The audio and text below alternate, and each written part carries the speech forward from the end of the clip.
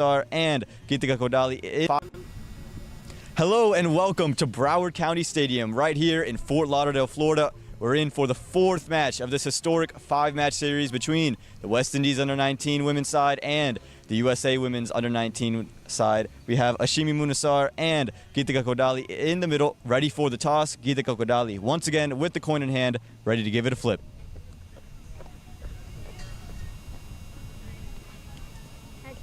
The call is heads, and it is a head, so, it is the tails. So Geetika Kodali has won the toss. Geetika, if you could come here for me. Geetika won the toss. What have you elected to do? We'd like to bowl first, please. So same plan as yesterday, wanted to win the toss and bowl. Why are you electing to bowl today? I think we've done very well with the bowling these past couple of games. The pressure has been there from the beginning to the end, and we've been keeping them down to a pretty good score. So we're pretty confident with our bowling, and we'd like to stick with it throughout. Any changes in the 11 today? We do have Isani Vagela coming in for Saitan Mayayuni. Awesome. Well, best of luck today as you come. I'm going to ask Ashmini Munasar to step in here with me. Ashmini, toss and go your way today, but had you have won, what would you have elected to do? Well, if we had won, we would have elected to bat, so it's a win-win either way. Yeah, that's about it.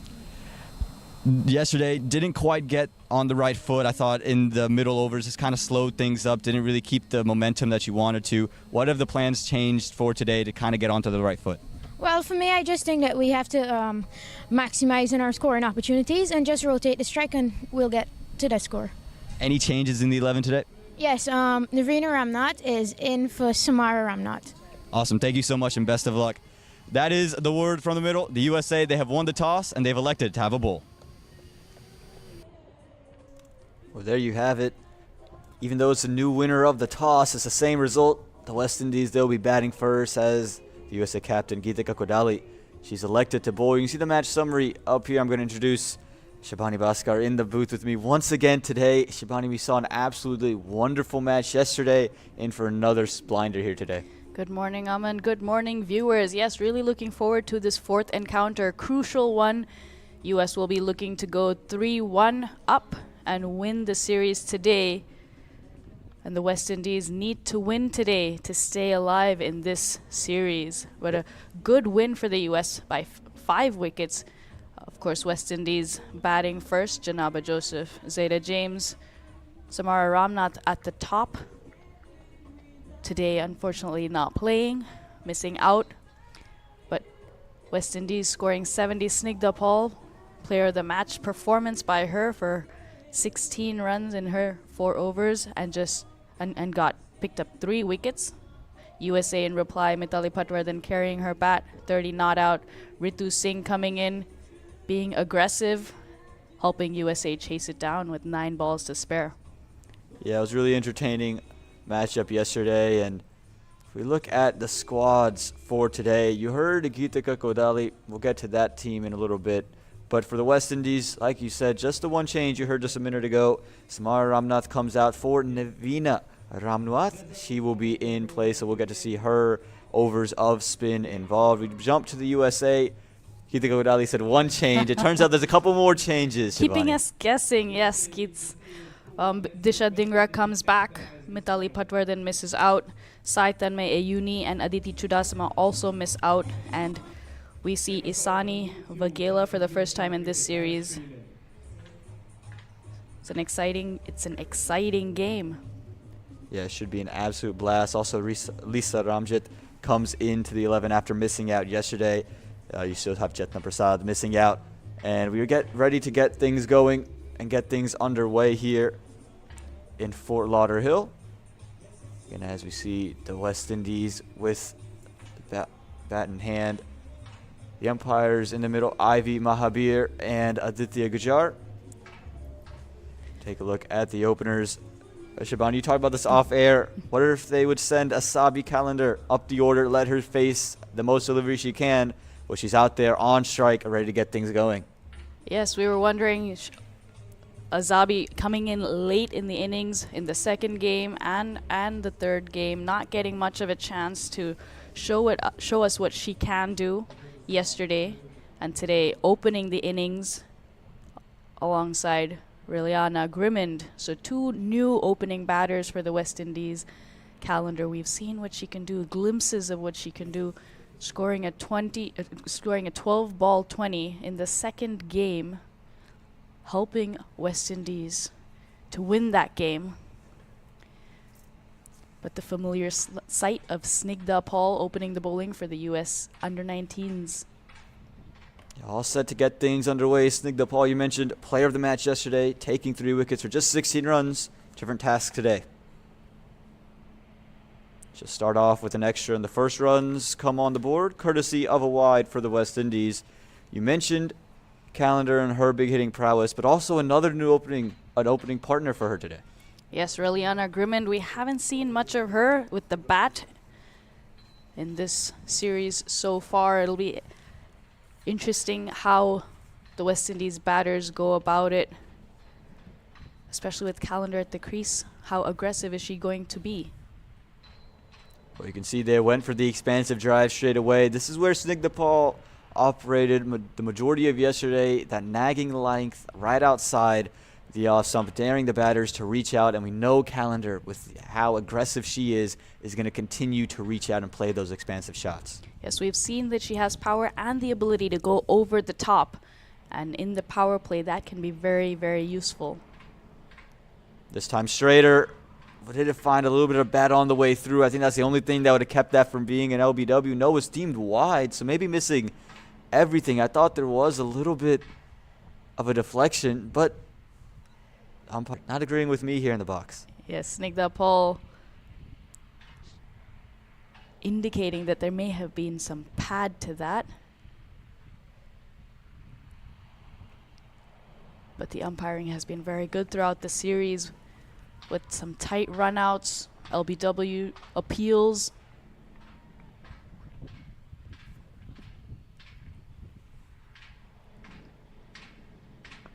You see a little bit of shape there for Snigdha Paul. That one just hit the length and cut off the wicket. We saw her bowl over some really nice in-swingers yesterday. And I think it's going to be important, especially bowling to Calendar, someone who is going to swing through the line. You just get that little bit of shape. Just keep her second guessing. This is an exciting battle. We've seen how accurate Snigdha Paul has been through the series. This time Fuller, but still no runs on offer off the bat of Calendar. We spoke of her big hitting prowess, and we just thought for the West Indies that got off to kind of a sluggish start yesterday that they would need just to inject some life into that top order. I think that's why they've gone with Calendar with the power play restrictions. Only 2 fielders allowed outside. Just gets an opportunity to face the most deliveries with the least amount of fielders on the deep. A quick single here. A good throw there by Tia Gonzalez from mid-wicket. But Grimond home safe. And Calendar is off the mark with that one. She is an exciting batter, Calendar. But definitely we've only seen her in this series so far playing a different role. And as Grimond comes on, sweeper cover goes out. There was a long on for Calendar, and that fielder has come into the circle.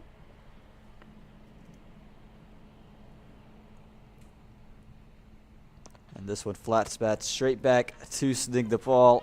You can already see the aggression though from Grimond. She's not going to sit back and wait around. She's been waiting quite some time to get this opportunity with the bat in hand. That ends the first over. Just 3 runs from it, so a good over for the USA, and 2 of them courtesy of extras.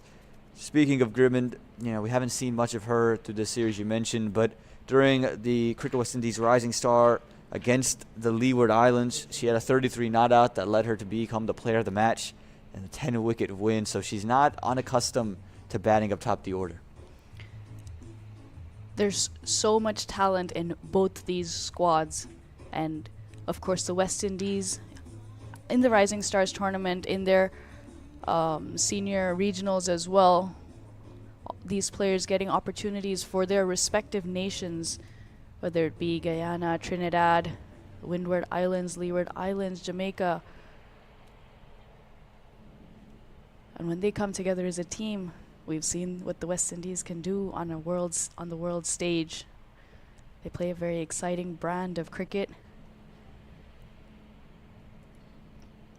It's a brand suited for T20 cricket as well, as the game a little bit shorter, but just some more high action, high octane shots. And with Calendar and Grimmond in the middle, we're going to get to see a lot of those early on. At least that's what the West Indies would be hoping for, as Suhani Tadani comes in to bowl her first delivery. Starts off full, down the leg side, has helped in that direction, and it's going to be 2 runs. No, just 1 run there. A little hesitation. A bit of a misfield at square leg. Fielder not able to collect that cleanly, and the batters were off in a flash. And again, anytime you get full for Calendar, if you get her on the leg side, she is good to take advantage and look to just work it into that square region of the ground. Suhani Tadani so accurate yesterday, just weighing in line early.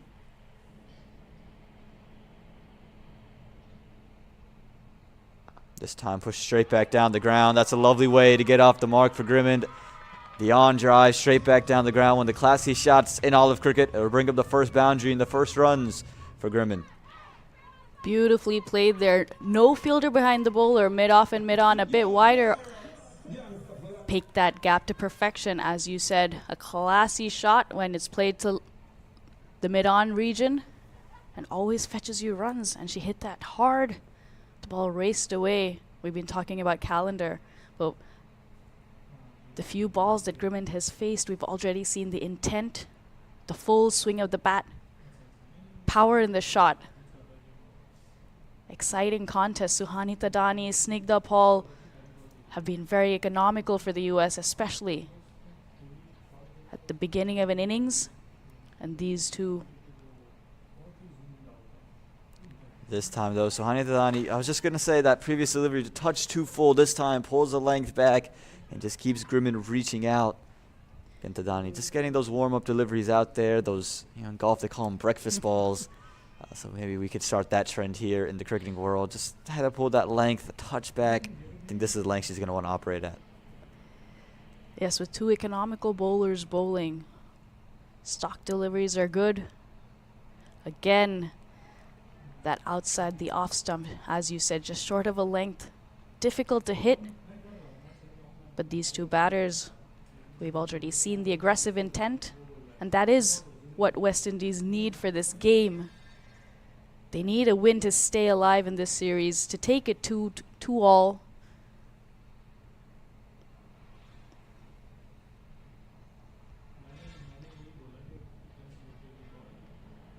This time in through backward point. Can be 1 run for Grimmond out there, just finding ways to score. And I think, again, the West Indies got bogged down in these situations yesterday. Lost an early wicket, and then from there, never really able to push for ones, even if it's hit to the left or the right of fielders. They just kind of settle for dot balls. These 2 positive, not only with the shot selection, but the running between the wickets, always looking for that single. We're talking about, if you could get to 100, you're going to feel very comfortable. But you want to be at least at the 85 to 90 range. This time, steps across their stumps, and going to be 1. Again, talk about intent in the running.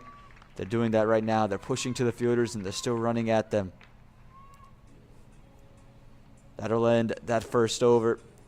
At the end of, that'll end the second over, the first of Suhani Tadani. And at the end of 2, it's 11 without loss. Intent plays such a big part in scoring runs.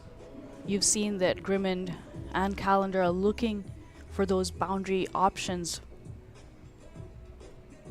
If that ball is not there to be hit to the boundary, then that single is still on offer. And that's what happens when you're looking to hit the ball hard. The fielders also tend to sit back a little, and then those singles become available. Another good punch into the covers. This time, they're going to go ahead and get 1. A little bit of a misfield. I think there's confusion as well. They were just hesitant on it. Brings up the 11th run here for the West Indies. And again, a much better start to what they got off to yesterday. Already no wickets down. And if you can see out this opening pair of Snigdha Paul and Tadani without losing wickets and runs on the board, you feel well ahead. that one a wide. There was late movement, but movement after it crossed the bat of Grimond. Also, when you're looking for boundaries, you invariably get some singles as well. The fielders are under pressure. They're deeper in the circle, so those singles are there to be taken. But also, when you hit the ball harder, the fielders have to do a little bit more to make sure they're fielding that ball cleanly and getting it back. That's a good length there from Snigdha Paul. That's the length she's worked at, and again, you can see the movement picked up since the previous over. And for Grimond, who is again playing hard, throwing her hands at the ball, always important. If you can get any bit of shape, just cause a little bit of hesitancy in the batter's mind.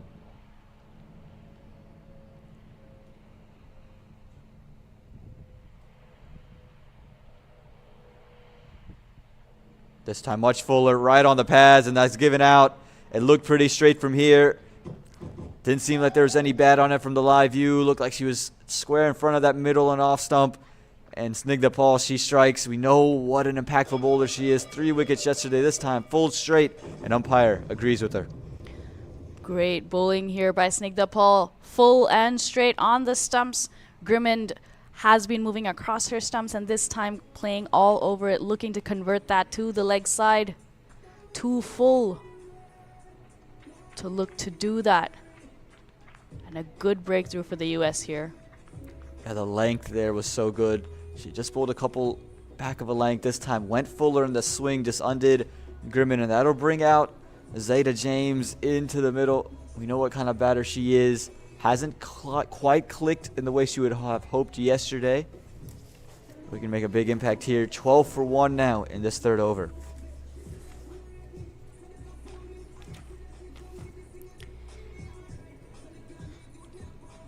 Came in yesterday with a couple versus spare. Faced 25 deliveries for her 18 and a boundary in that as well. She can start like that again and then carry on. She's come in much sooner today. That will be great for the West Indies. You can see Geetika Godali, the captain, just maneuvering the field, trying to see where she wants her troops for the incoming batter, Zeta James, who we talked about it yesterday, the most experienced campaigner of this West Indies under-19 side. Talk about has traveled with the senior team, has played for the West Indies A. There's a lot of cricket under her belt. It's an important wicket for the USA in Snigdha Paul.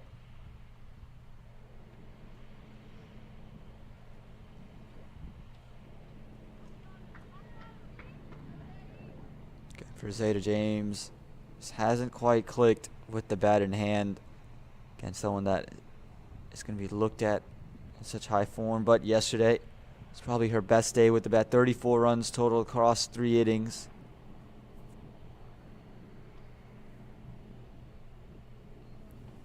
Like she did yesterday, starts with the leave, and very watchful, and in a lot earlier than she was yesterday, which I think is important. They're shuffling the batting order around, looking to see who's going to be their spark plug. It looks like they're going for a more attacking batting order. Yes, Samaru has been very good at the top of the order, missing out yesterday. Brilliant bowling there. But changing it up, Samaru has that uncanny ability to find the gaps for those singles, especially being strong on the offside. The USA has put out a sweeper cover whenever Samaru has batted, and she's made the most of that, milking the runs in that area. Again, left alone, and is that just angle away Snigdha Paul has. Think Stuart Broad, just the way she comes in and able to move it away. And, you know, as my co-commentator yesterday, we were comparing a lot of these women to the greats of cricket. I had to get in on the action. So Snigdha Paul, I give you the Stuart Broad comparison. That is a good comparison. The way she loads is quite similar. This time, straighter on the legs. It's whipped into the leg side. Going to be 1. And getting off the mark here is Zeta James, a fine delivery of that third over. A good over for the USA. They get the important wicket of Grimond. At the end of 3, it's 13 for 1.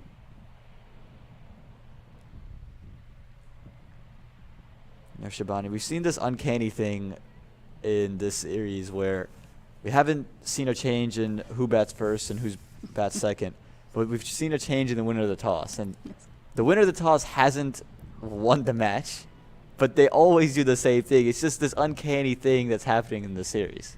A coincidence, perhaps?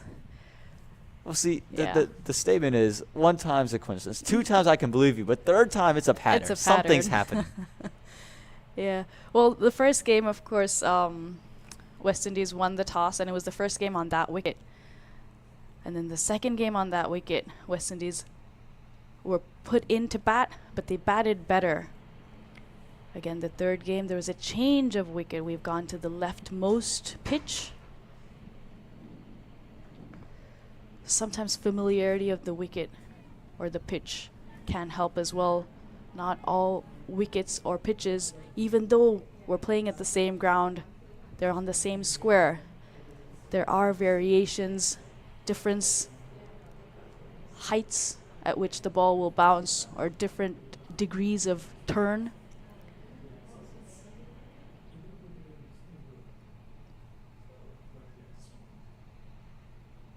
This time, big slash. It's going to go to 3rd man. Suhani Tadani has come into her 2nd over. And again, she is someone who genuinely brings it back into the right-hander. But for the left-hander, you can see she just changes the angle of her wrist to angle it into the pads of Zeta James and not let her get too comfortable with the ball moving away. Smart bowler again, Suhani Tadani mixes it up. Both Snigdha Paul and Suhani Tadani naturally move the ball into the right-hander.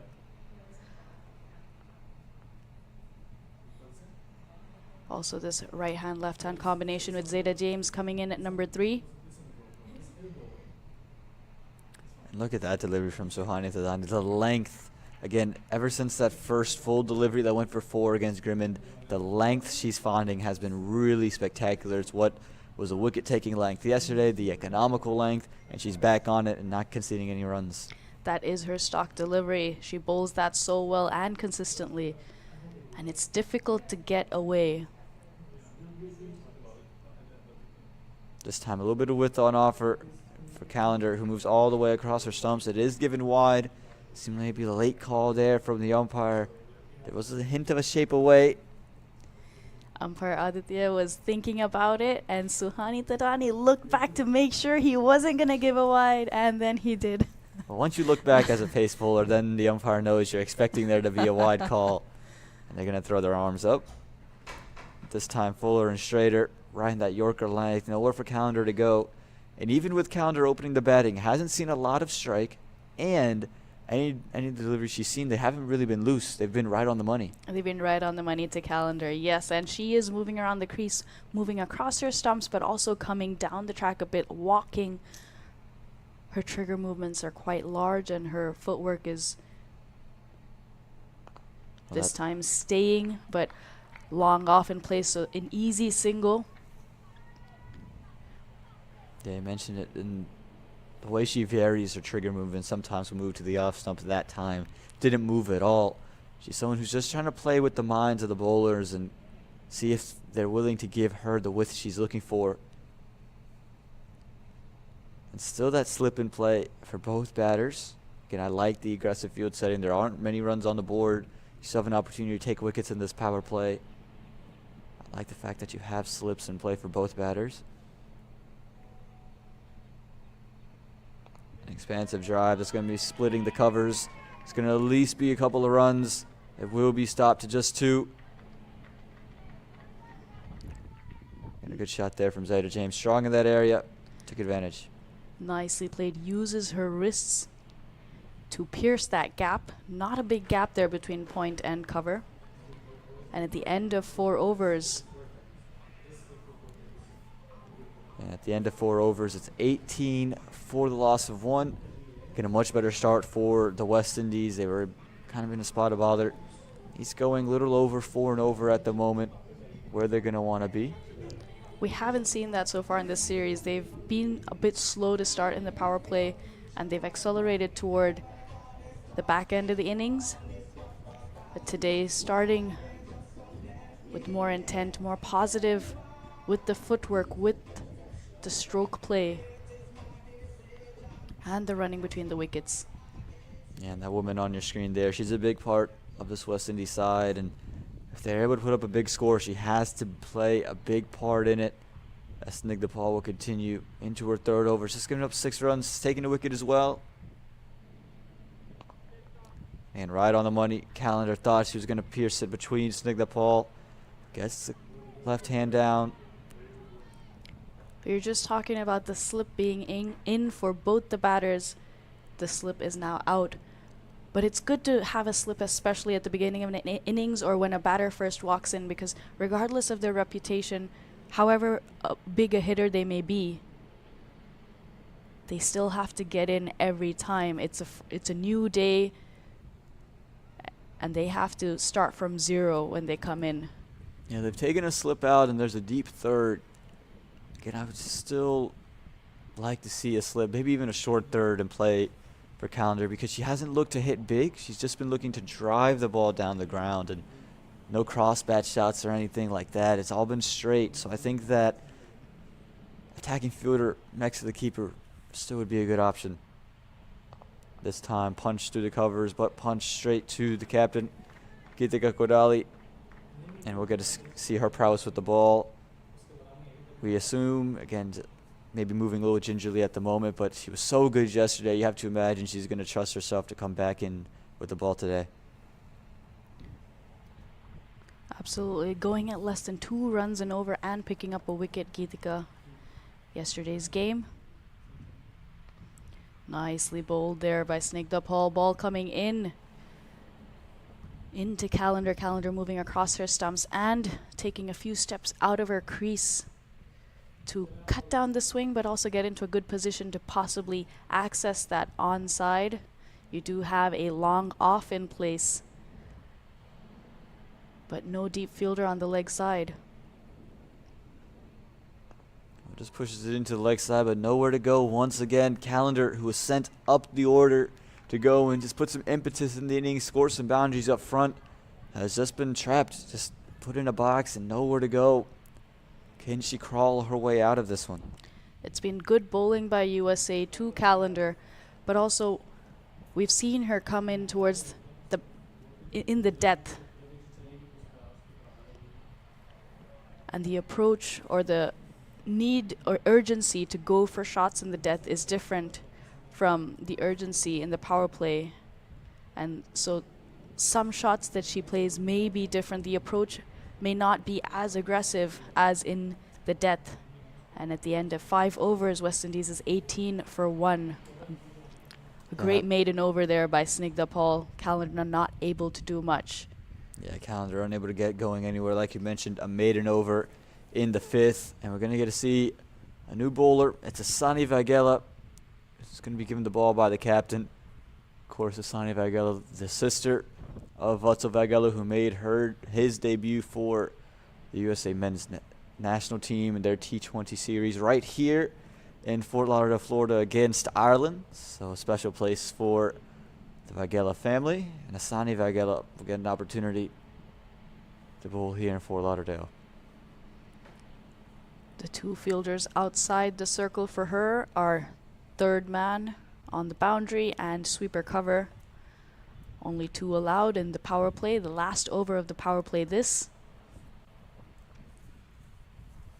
It's a very important over for both sides. Usually the winner of this over is able to propel into the next phase and keep themselves moving in the right direction.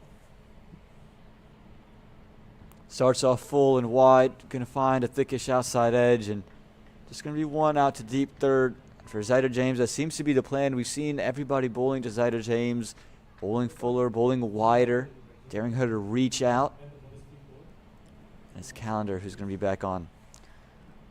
To the left-hander, to Zeta, they have a third man on the boundary, point in the circle, and a sweeper cover. So anything wide outside off stump, if she goes for that, it's highly unlikely that it's going to be anything more than a single. And a single is often a win for the bowling side in T20 cricket. This one straight onto the stumps. It's a good start for Asani Vaghela, who immediately seen Calendar coming in to the strike, pulls the length back, keeps it close onto stumps, and again, the struggles for Calendar continue.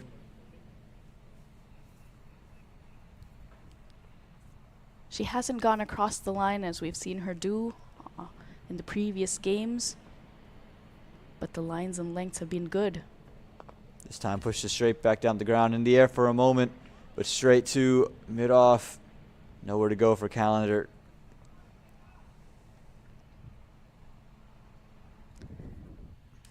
Again, the bowling temperament from the USA just been so good. They haven't gotten bored with bowling these similar lines and similar lengths.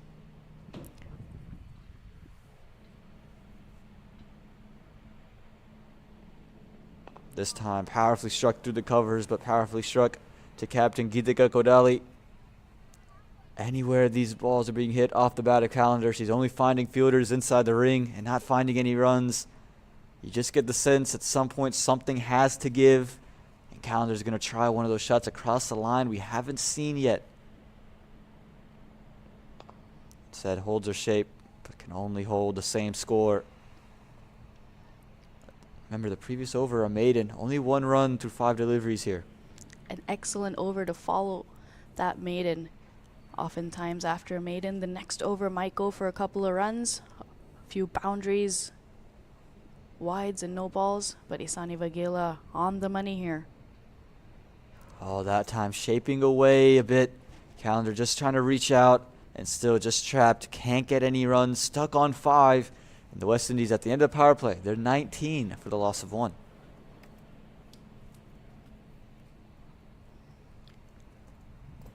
Good power play for both sides. For US, haven't given a lot of runs, just a touch over, 3 runs and over. But for the West Indies, they've only lost 1 wicket, and they still have Calendar and Zeta James at the crease. We have seen what Calendar can do. She can accelerate. She can hit those big shots. Zeta James very quick between the wickets. Calendar as well, we've seen, has been very quick between the wickets. Now we have a spinner coming on, and Bhumika Badri Raju.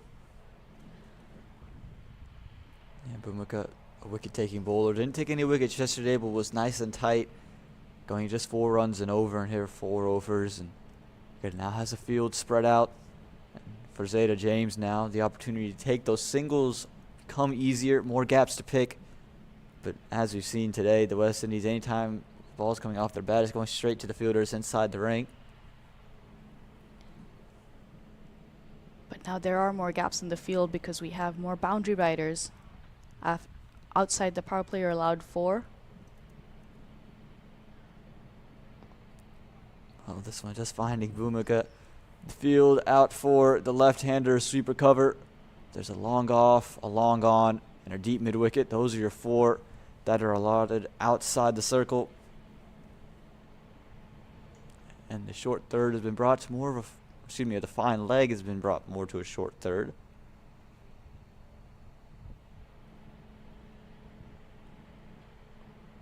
And this one just pushed into the offside. Gonna get 1, and this is what you gotta do if you're the West Indies. The big shots haven't come yet, but now here's your opportunity to get some singles around. Yes, we've spoken about this through the series. Both sides, if you keep those singles coming, you may get that loose delivery for a boundary, and suddenly it's an 8-9 run over. And with these gaps, you have 4 fielders outside the circle. So singles on offer on both sides of the wicket if you're able to manipulate the ball into those gaps and hitting those loose deliveries. Goes for the sweep, big appeal. Not going to be given out. Again, I think it's just maybe struck a bit high on that back leg. Take a look. Bhumika Badri Raju tossing it up. Going down leg. Plenty of turn. We see immediately to the off spinner, Calendar going after her. Yeah, just tired of just sitting there and just pushing the balls around. Trying to play some of those bigger shots.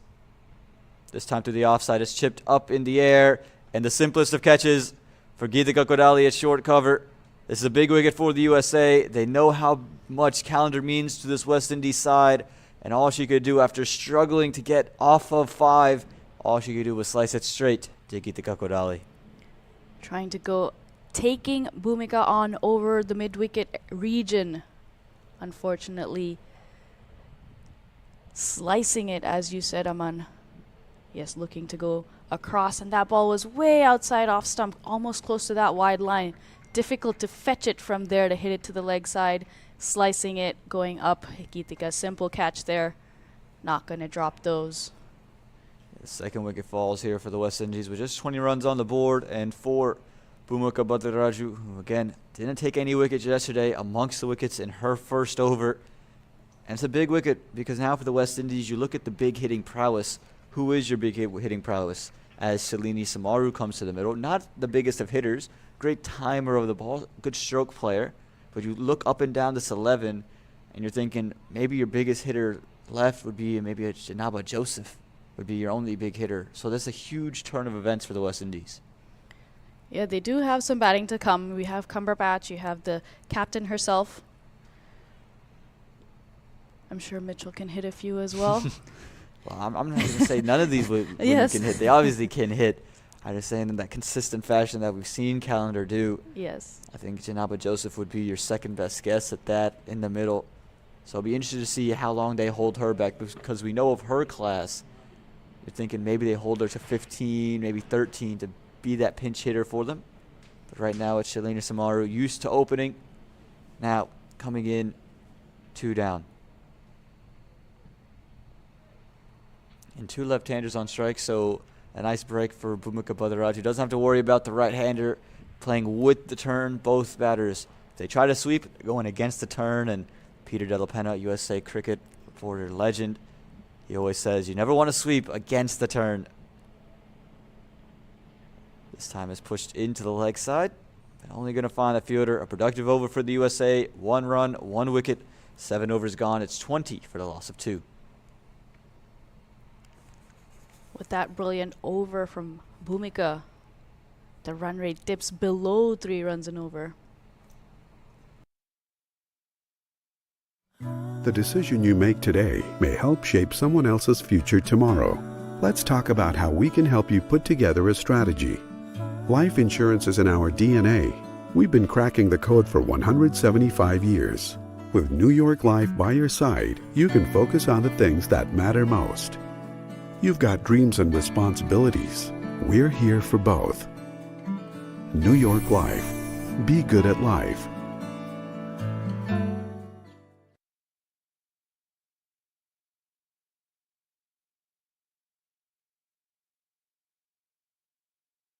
Asana Vigela in her first over just give up 1 run. It's going to come back. She's got Zeta James back on strike. 2 left-handers for the USA, and could prompt them to bring on all their off-spinners and Ritu Singh, Tia Gonzalez. But Asani's earned her second over. Starts with the wide, but again, the plan, as you mentioned, with the field setting, almost certain she's going to bowl full and wide. And because she's played through that third man region, we see that we saw a slip earlier, and now that fielder is in gully, and the third man has gone wider to almost a deep backward point. Nicely driven through the cover region. Sweeper cover coming in. Lasya Mullapudi there. Well fielded, keeping it to 1. Yeah, again, a strength of Zeta James, but it's Shalini Samaru who is in the middle now. Again, opened in the previous couple of matches. So the first two had 56 runs, had a really good innings of 40 not out. She was good there. You know, when you talk about the West Indies and how they're going to come back into this match, you feel this partnership has to be a big one. That is an area she likes. She likes the width through the offside and likes to play into that region. She's been very strong through covers and the third man region. Zeta James, similar regions they play, the 2 left-handers. Also because the ball, when bowling right arm over the wicket, often is going across them. You see there pushing into covers, and that sweeper cover has come inside the circle now, not wanting to give anything easy. And I like that aggressive captaincy there from Gitika Kodali on your screen. Just daring the batters to go over the top of covers instead of giving them that easy single in a region they like to play in. Absolutely. Either go over the top or try to pierce the field. Again pushed and again pushed to covers, and again no run on offer. It's good aggressive field setting. It's good fielding. It's good bowling. We've talked about the USA. Their plans have been great. The execution, though, that's the important part. It's been outstanding. It has through the series. In the first match, 79, West Indies scored, and then 100. And yesterday's game, just 70 runs. Again, looking to slash at it. Couldn't get onto it. Samaru. Been a really good over here from Isana Vagela. It's pulled the length back slightly and just, again, not allowed Samaru to get off the mark. Now that cover fielder pushing back onto the boundary to the sweeper. The ploy sometimes could be give her the single, let her keep strike for the next over. Well, unable to get bad on it, so she won't retain strike, and frustrated with the way that over ended is Samaru. At the end of 8 overs, another short over. 2 runs coming from it. It's all 2s on the board. 22 for the loss of 2, and these 2 have to find a way to accelerate. Absolutely. 8 overs gone. You have 12 overs left. What can they do?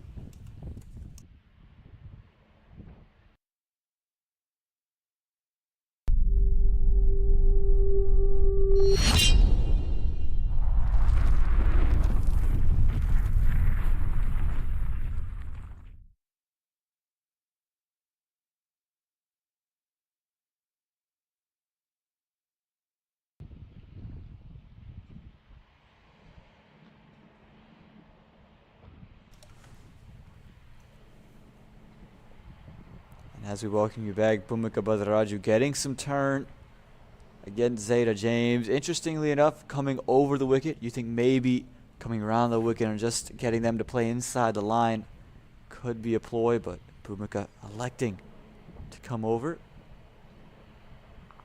And this one's cracked through the leg side. It's going to find deep mid-wicket for just 1. But again, you're not going to miss out on that is Zeta James. She's too strong in that area, too good in that area, and anything short she's going to pounce on. Even if Bhumika Badaraju bowls right arm over the wicket to Zeta James, she does have a short third, backward point, and almost a cover point. So that area is being well protected. Samaru using her feet to the spinners as she most often does. Going to pick up a run there. And again, I think these 2 you saw right before we cut to commercial. They were in a huddle and they were just, I think, telling each other, look, we just got to find ways to get singles. The boundaries aren't going to flow. And we don't need a huge total. Just got to find our way up to 80 odd runs. Give ourselves a chance. Just have more flight and spin on offer. Good balancing act there from Zeta James. You can see Anika Kolan just waiting for her to leave the stumps, lift that foot. But good balance. That one quite full. Zeta James trying to get it as a full toss, missing out. This time pushes it on the back foot. And this is the reason, if you're Bhumika Badaraju, as there's a single that's taken off a misfield, this is the reason that I was saying maybe you come around the wicket just because you push that angle in and just get her to turn away. You just draw them to play inside the line at times, and again, always have to be watchful of your stumps.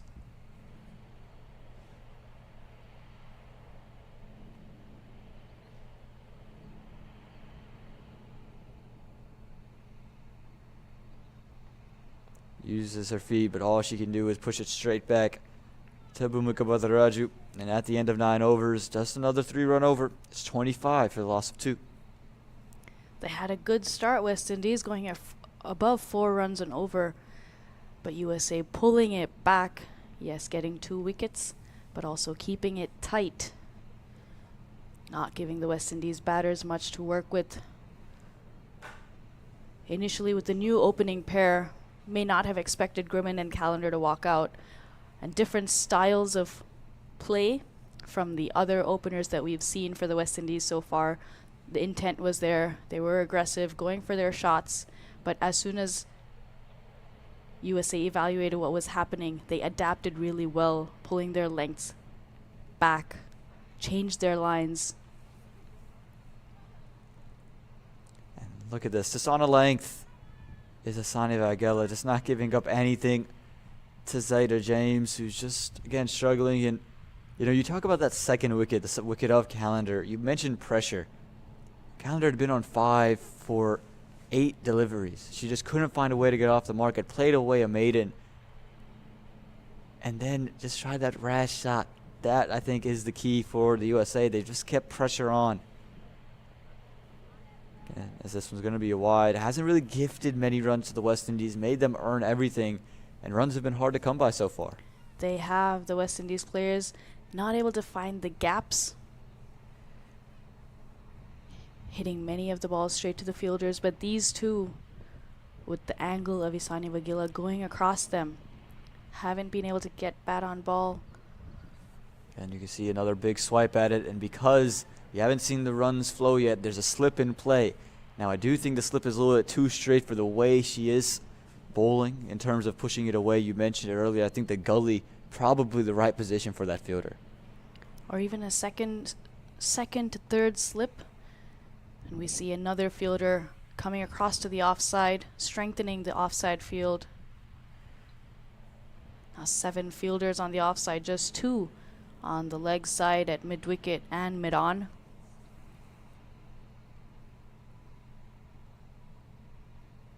This one is cut away, and she split the gap in the infield, but just going to find sweeper cover coming around to keep it to just 1. Both these batters have struggled to get Isani Vagila away, bowling right arm over the wicket, bowling across the 2 left-handers. But both of them have maintained their stance and haven't tried to change it up or move more across their stumps and try to either play it straighter or to the leg side. This time pushed through the offside. Going to pick up another single. Again, it's important for these two to keep the runs flowing. Don't want to let the pressure build and have to be coaxed into those false shots. Great shot there by Shalini Samaru, but a good hand to slow that down by Lisa Ramjit. Looked like a certain 4 off the bat. This time it's aerial, and a wonderful catch from Snigdha Paul, leaping up, taking it high in the air, all hands. Again, you just thought for a moment, had Zayda James broken the shackles, had she been able to go over the top, didn't quite get it off the middle of the bat, and Snigdha Paul, a very tall woman in her own right, able to get up in the air and bring that one down. Off the bat looked like a certain boundary, but Snigdha Paul jumping at the right time, snatching it out of the air. A difficult catch. The ball was going away from her, to her right, above her, and it was constantly going away from her, but got to it, jumped at the right time, held on to it. Brilliant stuff here by Snigdha Paul and USA. Yes, Snigdha Paul been a part of most of the wickets now. Took the first one, now takes a brilliant catch for wicket number 3. Really special stuff there from Snigdha Paul, and that one coming off the bat of Zayda James. Again, had the toe end of the bat, but you saw everyone inside the circle thought it just needed to get a couple of extra feet in the air, and that one would have just at least carried away for 2. Instead, no holds bar, and it all just happened to fall into the hands of Snigdha Paul. That brings about the end of that 10th over. 28 runs are on the board. 3 wickets are down. These women are going to get some drinks in them.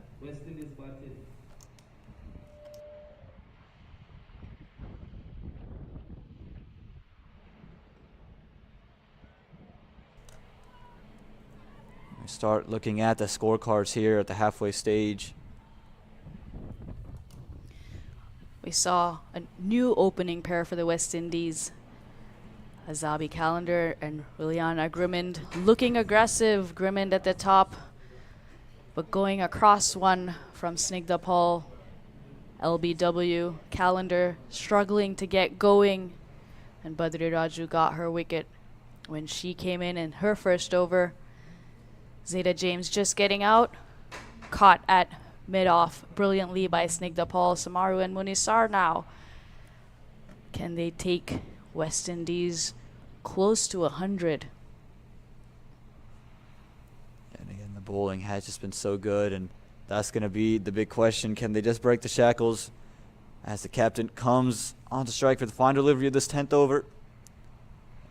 Ashmini Munisar to face Vagela. Starts off with the bottom of the bat, and that'll do it for the 10th over. It's 28 for the loss of 3.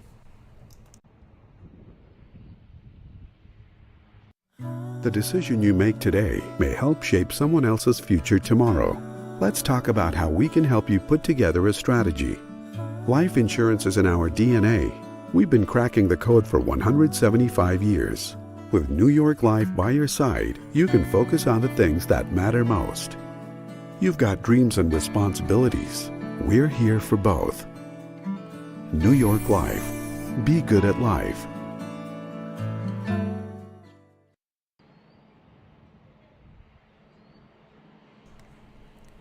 Bhumika Bhadaraju coming in to bowl her 3rd over. The first 2, she's been so economical and taking a wicket.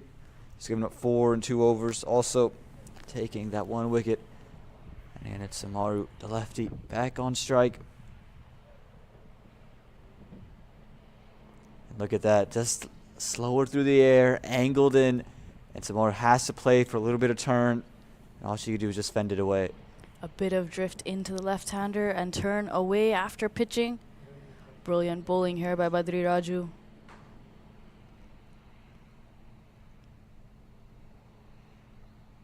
This time pushed into the offside. It's going to just be 1 off a misfield. Again, if you are the USA, though, you won't mind it. You've choked them down, and you don't want to give up any room. But you bring the new bat on to strike, but we know the class and the capabilities of Ashmini Munisar. As soon as she comes in, of course, that single is taken. That ball going between 2 fielders, but those fielders were close to each other. And Ashmini is someone who understands the gaps. And so just look for her just to push it into those regions early. Keep facilitating the strike. That one pushed, but just hit the toe end of the bat. But you could see where the area she's trying to play it, in between 3 fielders. Again, a good driver of the ball as well, Munisar.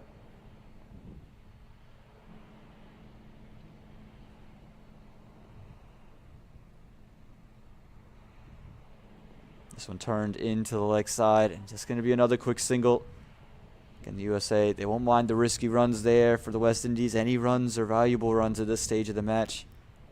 That was beautifully placed by Munisar. Yes, the ball was outside off stump, turning to the leg side. She played it with the turn, played it very late.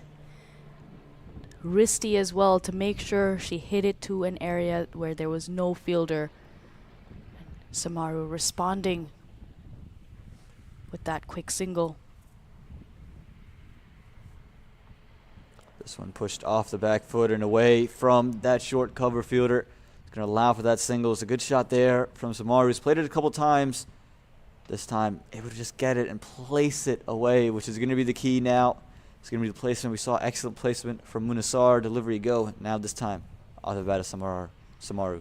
And always brings up a few more single opportunities because the field is constantly changing. The bowler has to change their lines and lengths.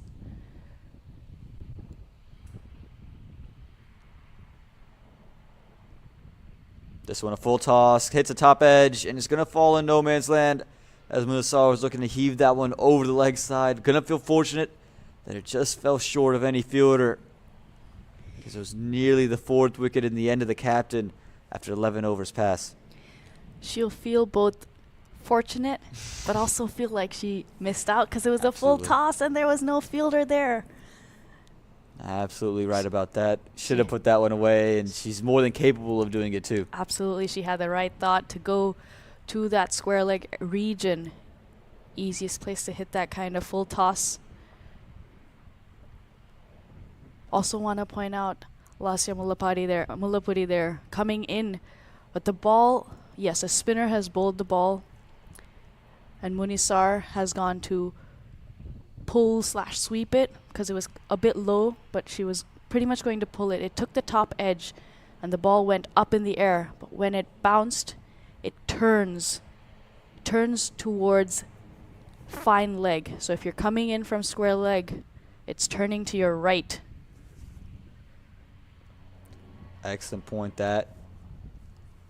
And again, we did see a little bit of a misfield and a good start here for Isani Vagela, attacking the pads of Munasar. I think probably just drifting down the leg side, maybe just a touch high as well.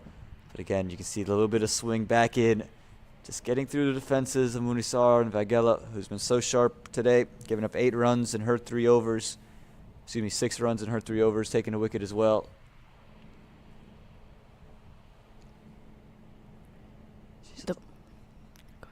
She's on the prowl, looking for her 2nd wicket. This time just straying in line. Can be a wide delivery and a free run for the West Indies. Most of her overs have been, or most of her deliveries have been to left-handers this innings, with Shalini Samaru and Zayda James. So the right-hander making her change her line.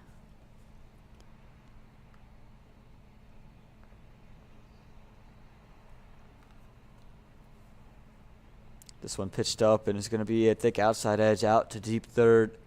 Was intentional though. It looked like she did turn the bat to try to play it into that area. When you want to hit towards cover or mid-off, then you play a stronger shot. Same on the leg side. You hit with strong hands. You're hitting towards mid-on or mid-wicket. As soon as, so for example, if you want to play a glance or a flick, if you play it with strong hands, it's going to go towards mid-wicket or even square leg. And if you loosen your hands, then it's going to go towards fine leg. This one pushed into the leg side, but pushed straight to mid-on. Went full, went straight. Isani Vagela. A lot of deliveries have been wide, and I think just trying to keep Samaru on her stumps and attached to him. And this has prompted Geetika Kodali to take out the slips and an extra fielder on to the leg side. You have 4 fielders on the leg side. This one pushed into that same area, just left of mid-on, going to allow for that single to take place. Again, the placement ever so key when running between the wickets, especially on a ball hit inside the circle. If it's to the left or the right of the fielders, with the agreement these two seem to have, they're going to go and take off. And also that ball went to the left of the fielder.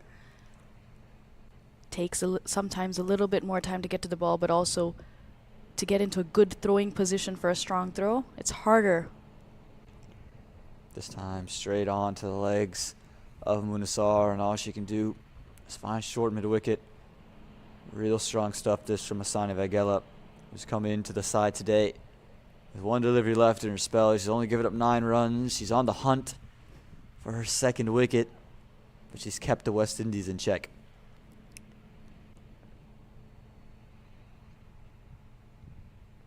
This time going to be a little touch wider. Not deemed wide there from the umpire. So a good spell comes to an end for Isani Vagela. 4 overs she's bowled, 9 runs she's given up, and also taking a wicket. At the end of 12 is 35 for 3.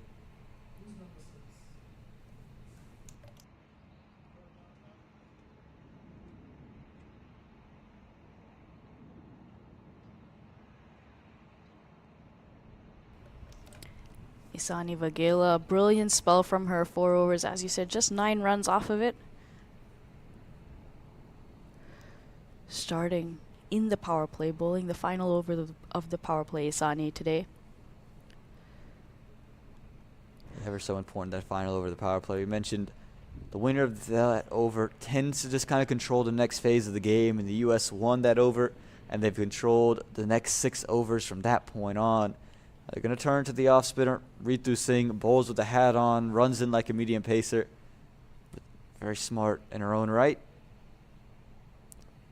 Starts with delivery on a length, a little width on offer, but you could see in the air a little bit, gets that drift in to the left-hander and then turns it and cuts it away. It's always so dangerous because you just get caught playing inside the line.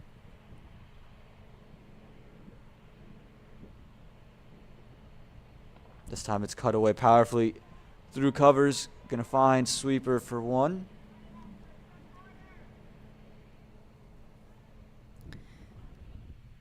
The singles have been coming more often with these two at the crease than the previous partnerships.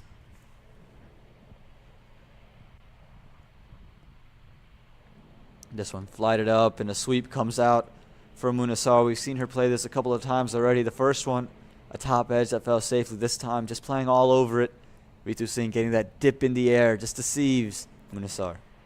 Yeah, when she released the ball, Ritu Singh looked like it may be a full toss, and Munisar, her eyes lit up and she went for it, but the ball dipped just in time, going under her bat.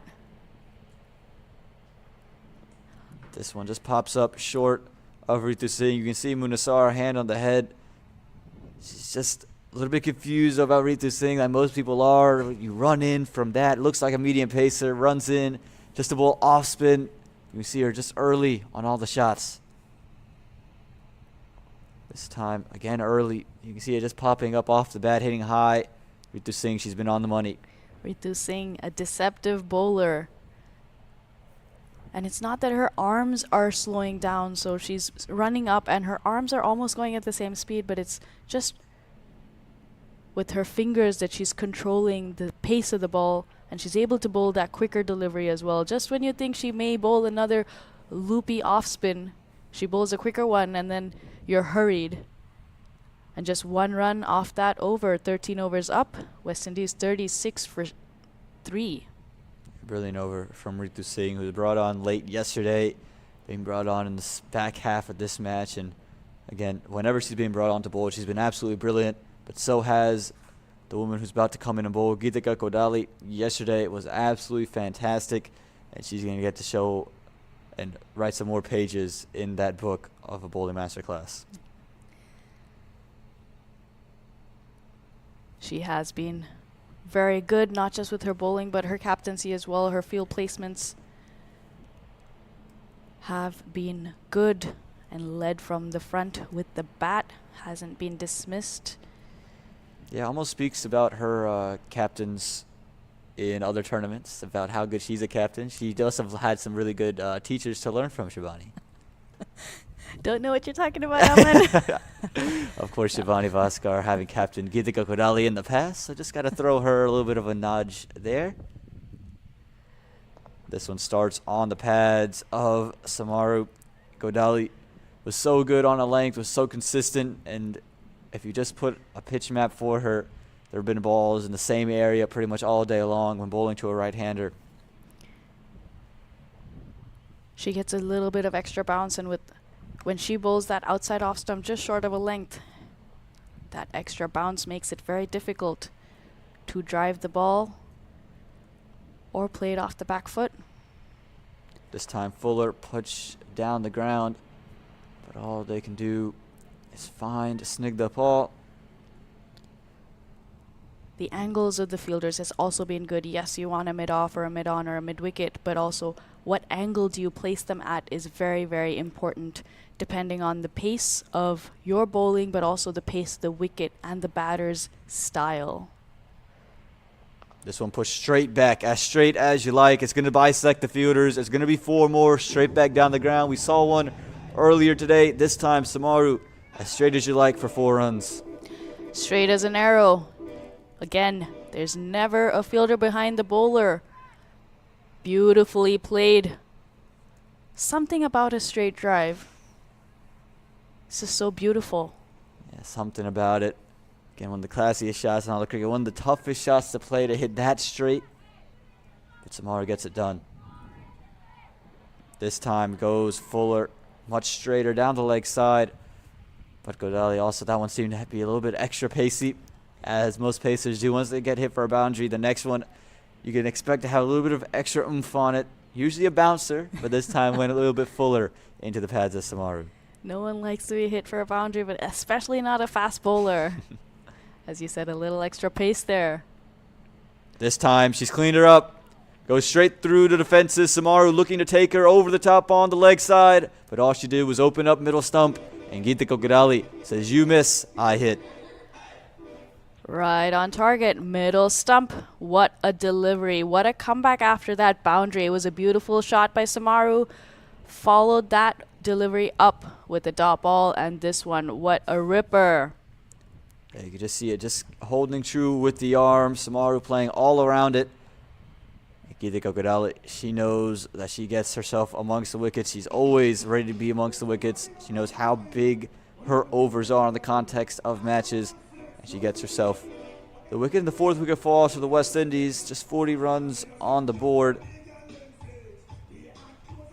Just as Samaru was getting going, Janaba Joseph comes to the crease. You're talking about Janaba Joseph and what she can do. She was the leading run scorer in the Cricket West Indies Rising Stars earlier this year. She had a good partnership with Samaru in the first game.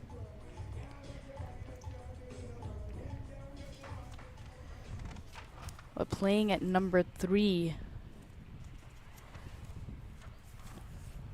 in all of the games before this, scoring 20 in the previous encounter yesterday. A different role for her, batting at 6 today. Yeah, this is a big responsibility here because of the fact that it's the pinch hitting role. You're going to have to be aggressive. You're not going to have time to settle in, but you don't want to throw wickets away here. Got to be smart with the shot selection, especially with Geetika Kodali bowling. Goes full and straight on the pads. It's worked into the leg side for 1. Good aggressive running from the West Indies, and that'll end the 14th over. A wicket falls in it. 41 for the loss of 4. First ball to a new batter, attacking her toes, especially with the pace Geetika Kodali has. Good thinking, good aggressive thinking from Geetika Kodali, going for that wicket first ball. And Ritu Singh continues from the other end. She's been brilliant throughout this series. Star with the bat yesterday. Breathing life into USA's innings. Catching up with the run rate. A 49-run partnership with Mitali Patwardhan. And now bowling brilliantly as well. Again, you can see Janaba Joseph, who likes to use her feet, trying to come down and attack Ritu Singh, but it's the dip that she gets. You always feel like you're there and you're in position, but in fact you're not. You're absolutely where you shouldn't be, and you can see Janaba Joseph having to reach out to play that one. And when you come down the track, that's never what you want to experience. This time stays back, looks to pull, appeal for LBW, not given by the umpire. Was the impact outside the off stump? To me would be the only question. Maybe was there bat involved, but there's something that just caused the umpire to say no. If there was DRS, perhaps that may have been umpire's call on impact, but seemed very, very close. Stayed a tad low. This one popped up into the leg side for 1 run. Again, always hard to put Ritu Singh away. Just the dip that she gets, deceptive in the run-up, and again, nearly had the wicket of Janaba Joseph a couple of deliveries ago. I'll get you a replay of that shortly, but it'll bring Munisar onto strike, who really was struggling against Ritu Singh in the previous over. And the struggles continue. Has she been stumped? She has. Has to go. Nearly had the wicket of Janaba Joseph earlier. This time, it's Munisar who gets drawn out of her crease, takes that step forward, and Anika Kolan, so good behind the stumps, quick gloves, rips off the bails, and the 5th wicket falls for the West Indies. Good wicket for the U.S. Good work behind the stumps by Anika Kolan.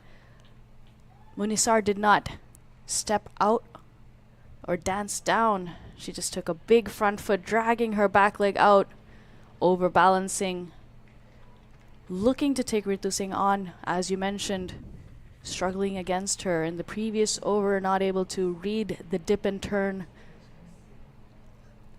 So just take a replay of these couple of deliveries. This is the first one. This is the LBW that wasn't given out. Let's just take a look.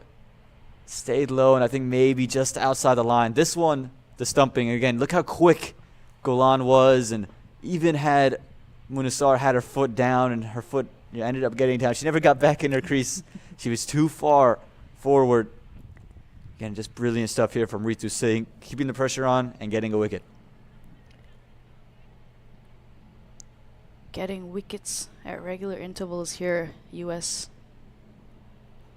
5 wickets down already. After this, just 5 overs left.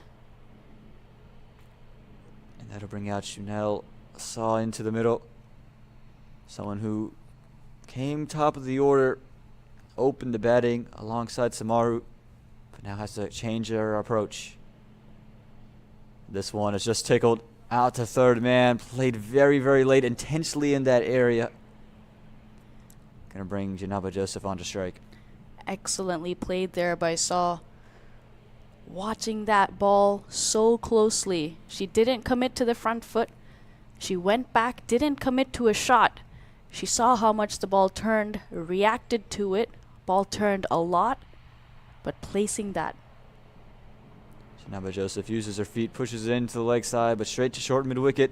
Another productive over for the USA. A wicket falls in it. 15 overs gone, 43 for the loss of 5.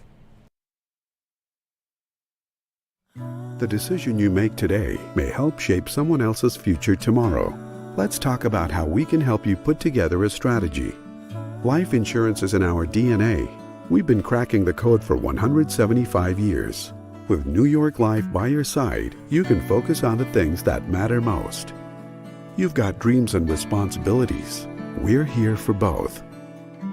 New York Life. Be good at life.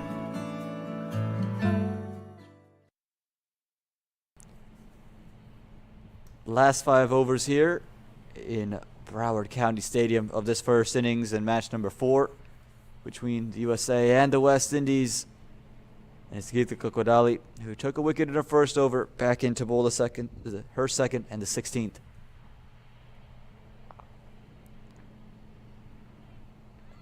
I'm going to start with the dot ball, some inside the circle. Tia Gonzalez there at extra cover, moving quickly to stop the ball. Didn't look like they were going to take a single, and then suddenly started running a little bit and then came back in time. I've seen a lot of runouts in this series. Don't want to create any more opportunities for those in the last 5. This one a drag down from Kodali. Going to be one to short cover. Good running there. Again, Kodali just looked like it got stuck in her hands, and she knew it right away. Not the delivery she wanted to produce. Good judgment on the run there by both the batters. Yes, Saw was on the back foot, but Tia Gonzalez moving back. This one cut away, and it's going to find backward point. Going to be a quick single. These two, they're finding ways to go at a run a ball at the moment, which is exactly what they need to do. Off air, we're just talking about it. 73 would be what you're looking at if they want to run a ball from the beginning of the over. So you're going to want to be in that 70 range. We already saw 71, not quite enough. So you're going to want to accelerate, but you want to at least get to that point. This time hits the pads of Saw. She looked to work it into the leg side. Just going to be one off of leg buys there. Yeah, leg buys signaled from the umpire. So Hani Tadani maybe comes back in to bowl some overs as well. She was brilliant. She was just on your screen a moment ago. Yes, before the over I saw her taking off stump, marking off stump. Joseph able to get this one into the covers. One out to sweeper. But it's good bowling from Kodali. She's just making sure you're not giving up anything extra. It's just singles. But for the West Indies, haven't seen this all throughout the day, and they'll take it at this stage of the match. They need runs in any fashion in which they come. They're getting them at the moment. You often see batters taking middle and leg stump guard, marking both of them, but Saw also marking off stump. This one straighter, and hits straight to short mid-wicket. 4 runs from the over. Good over for the West Indies, one of their highest scoring overs of the day. At the end of 16 is 47 for 5. Again, for the West Indies, you're looking at a score at the moment of around 70. You want to be well more than that, but at least at that stage, you can't afford to lose the wickets. These two seem to have a good partnership going. Yeah, run a ball from here, as you mentioned, would be around 70. But the US bowlers have been tight throughout the innings. Ritu Singh only giving 3 runs in her 2 overs and picking up a wicket.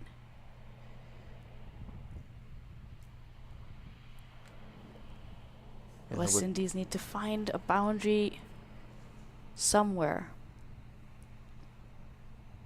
Janaba Joseph using her feet, trying to search for it. She's going to at least get one out to long on. And Ritu Singh took the wicket of Munisar, got her stumped. We've seen Munisar stumped before already. Once again falling in a similar dismissal. And again for Saul, just got to find ways to rotate the strike. All she could do is find Ritu Singh. Again, Ritu Singh, how economical she's been. If you get it out of her over with just 2 runs and you're putting yourself back in a hole, you're going to want to find a way to get another 4 or 5 run over. And just tucks this one into the leg side. Kind of get one, and that is always an option with how much the ball is turning. If you just stay in your crease, you're always going to find that area out to square leg. It's easier to do when you don't commit completely or stretch with your front foot too far. Then you have the option of turning that ball around to square leg or so, playing with soft hands and playing late. Using her feet again, Janaba Joseph. This one aerial through mid-wicket, going to find the fielder in the deep. Again, good positive approach, just the way she likes to take on the spinners. And she's getting them right where she wants it. Able to find singles. 3 runs already from the over off of 4 deliveries. So good start for the West Indies. Again, you're going to want to be at 4 or 5 runs and over from here until the very end. As this one's cut straight to the fielder, but again, it's good running, very good running, as Janaba Joseph gets comfortably home. Good running there, especially because Bhumika Badri Raju at point didn't quite attack the ball, and as soon as they saw that, they took off. I think a bit of confusion whether it is the end of the over or not. 1 delivery to go, says the umpires, and Ritu Singh should be bowling 1 more. Again, it's Janaba Joseph on strike, and you just get the feeling that maybe Ritu Singh tries to pull one back, or goes all the way full and just tries to surprise Janaba Joseph, who's got real comfortable in using her feet. Met on the full by Janaba Joseph, hit straight back, gonna be 1 out to long on. So at the end of 17, it's another good over for the West Indies. Talk about 5 runs coming from it. It's 52 for the loss of 5. Aman, you mentioned Ritu Singh being very economical. It's also impressive because she's bowled most of her overs in the death in all the games. She's pretty much bowled towards the back end of the innings, and that's when West Indies have kind of gotten going, but she's been economical, picked up wickets as a spinner as well to bowl in the death. Well, speaking of spinners bowling in the death, Bhumika Badraju gets the nod with ball in hand. Geeta Kodali she's had so much faith in the spinners in the death. We saw it yesterday and continuing to see it today. She's turning to Bhumika to bowl her final over and see if she can, 1, get a wicket, or 2, just keep them under 4 runs in the over. Well, on this track, the ball has been turning a lot. The West Indies batters haven't been able to get the spinners away. Also, the spinners haven't offered too much. This one cut, but cut straight to Kodali. Add extra cover. So where she wants to start with a dot ball, and for Badri Raju, that's what you're looking for. You're just looking for as many dots as you can. You know Joseph at some point is going to try to use their feet and take you over the top. Just got to pile the dot balls on, pile the pressure.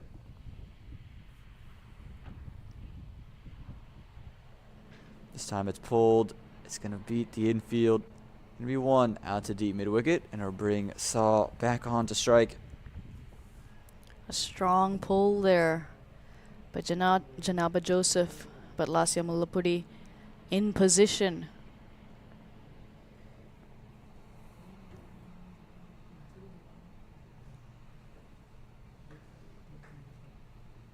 This one again cut. Gonna take on that cover fielder. Again, because she hadn't timed it, just trickled over into the field, and with the quick call, they're able to get that single quite comfortably. But at this stage, USA would not mind those singles. West Indies just at 54. And after this, 2 overs remaining. So 2.5 overs left. And not a lot of runs on the board yet. This one is pulled. It's aerial. It's away from the fielder inside the circle. It's going to beat mid-wicket out in the deep as well. Finally a boundary for the West Indies. Badiraju just getting a touch too short, and Joseph takes advantage. The placement there, it's far too easy, and 4 runs. You said it, Aman. Placement. That's what was key. There are 2 fielders in the deep, long on and deep mid-wicket. She went over the short mid-wicket fielder and hit that with enough power and plenty of placement to take it to the boundary. Beautiful shot by Janaba Joseph. Exactly what the doctor ordered for the West Indies. Need to find ways to get a couple more of those. This time it's cut. It's going to beat point inside the circle. Should at least be 1. They're going to push for 2. Janaba Joseph wants it, and she's going to get it. It's really good running from Joseph. Saw was unsure for a moment, but Joseph was committed to the second. And they get 2. That's 6 runs from the previous 2 deliveries. 8 runs in the over, the biggest one we've seen today. This is really good stuff from the West Indies, taking advantage of this 18th over. Great running there. The ball, as soon as it bisected the fielders, they saw it, they took off and went for 2 off the bat. And no hesitation in coming back for the second. Easy. This one met on the full, hit straight back. Going to be a couple of bounces out to long off and Ritu Singh. And Janaba Joseph, she'll hold on to strike. It's a good spell from Bhumika Badaraju. Expensive in her last. Gave up 17 runs from her 4 overs. Took a wicket as well. 18 overs gone. It's 61 for the loss of 5.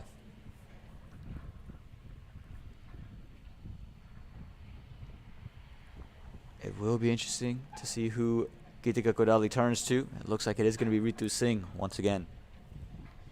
She's been difficult to play. Yes, they got a few singles off of her, but she hasn't offered anything to be hit to the boundary.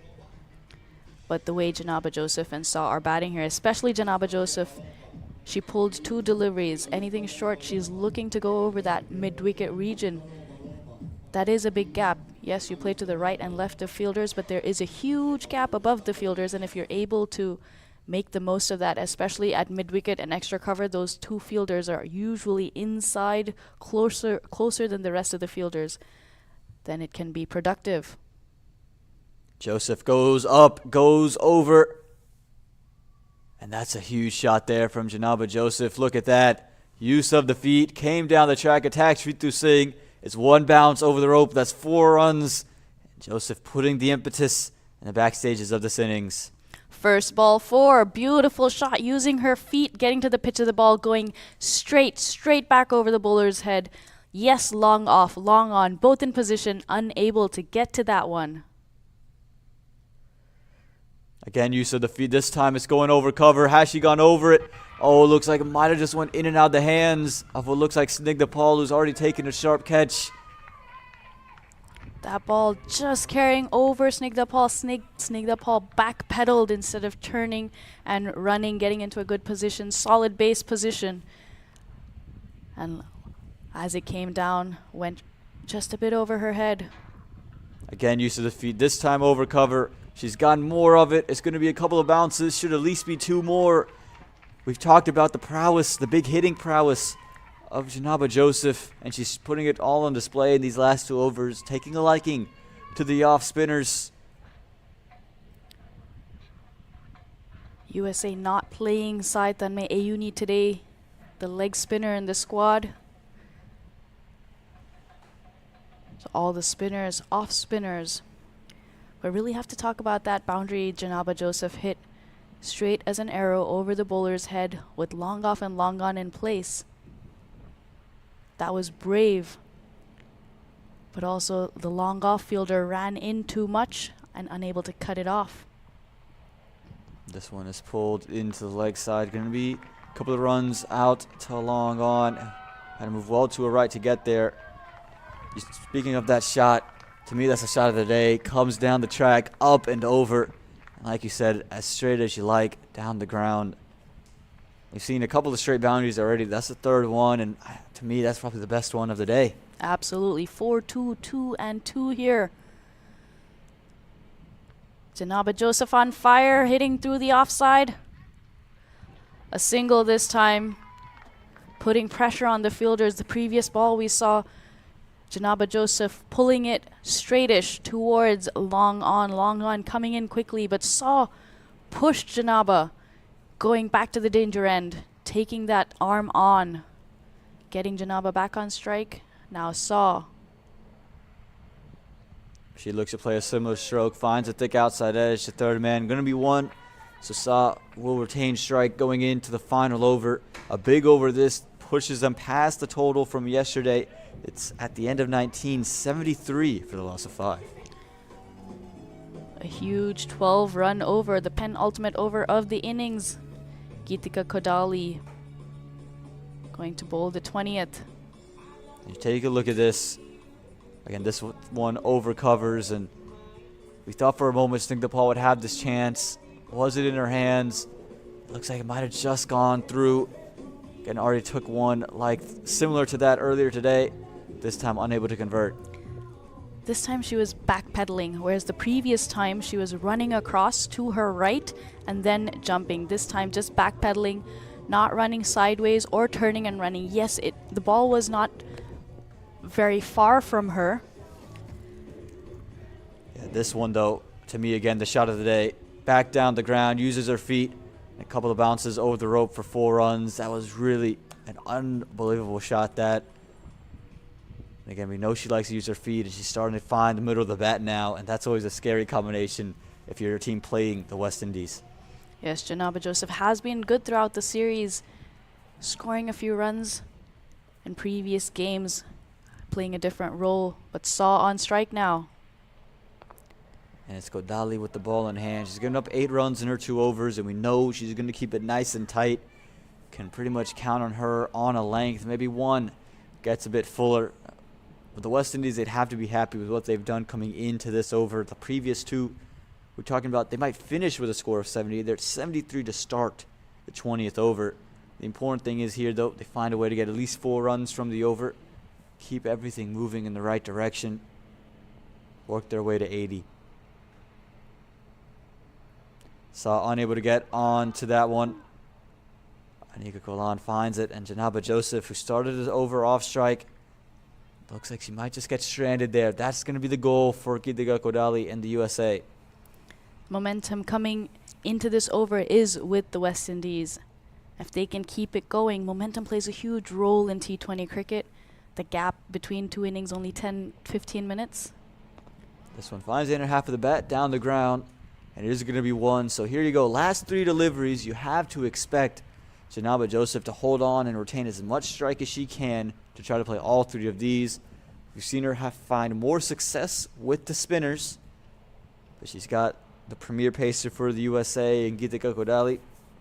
Where is she looking? Mid-off is inside the circle. Uses her feet. She's going to find mid-off inside the circle. Chance of a run out. Won't matter, though, for the USA. They'll take the single. Only the 2nd run in the over.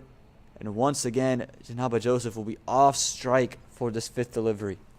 Also interesting because Saw is an opener, so she plays pace well, can play swing as well. Of course, ball not swinging much here in the 20th over. Janaba Joseph also bats at 3. So both of them good players of pace.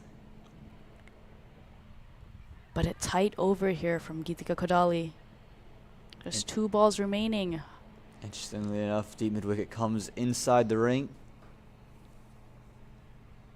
Saw pushes this one in the offside. One-handed stop from Lasya Mulapuli. Gonna be one, so Janaba Joseph gets the final delivery of the over. It's been a really good over for the USA. Just 3 runs to follow up a 12-run over. But Janaba Joseph would love to have a boundary to finish this proceedings here in this 1st innings.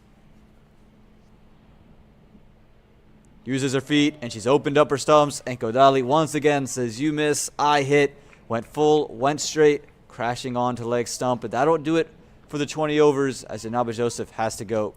What a brilliant delivery and a final over of the inning. That one taking out leg stump.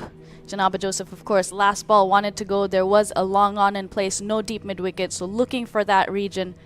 Unable to make contact. Geetika Kodali, brilliant. 3 overs, 2 wickets, just 11 runs. West Indies finishing on 76 for the loss of 6 wickets in their 20 overs. Yeah, picking up on where she left off yesterday, Geetika Kodali. Just take a look at this bowling card, this batting card to start things off. The West Indies never really found rhythm early on. They went to Asabi calendar early, but she was just only able to manage 5 runs. And Grimond, she shows some good shots, but just 5 runs for her. The openers go with Snigdha Paul and Bhumika Bhattacharjee. Zaira James able to come in, stroke the ball around a bit, just 10 from 18.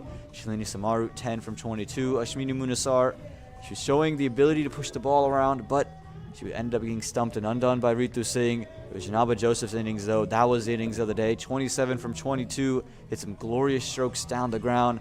And Janelle Shaw came in, 14 deliveries. She scored 8 runs and really facilitated the innings. Well, gets the total to 76 for the West Indies. If we look at the bowling card for the USA, some good performances on that card. Absolutely, yes. West Indies changed it up and kept USA guessing, but USA adapting really well to the change in batters. Snigdha Paul, Suhani Tadani, brilliant start, especially by Snigdha Paul, just giving 2 runs and over and picking up a wicket. Isani Vaghela coming into this game, hasn't played the first 3 games, but bowled a brilliant spell of 4 overs for 1 wicket and just conceding 9 runs. Bhumika Bhattacharjee, Ritu Singh each picking up 1. Geetika Godali, a brilliant 20th over, but 3 overs, 11 runs, 2 wickets, less than 4 runs and over. It's been a great bowling performance by USA again today, restricting West Indies to just 76 runs. Yeah, really brilliant stuff from the USA. Can you just take a look at what's going on? The innings break here. Again, you talk about Janaba Joseph and what she was able to do with the bat in hand. So at the end of the first innings, the USA, they're going to need 77 from their 20 overs. Don't go anywhere. We'll bring you coverage live from Broward County Stadium in just a little bit time. Again, the USA, they need 77 from their 20 overs to get over the line.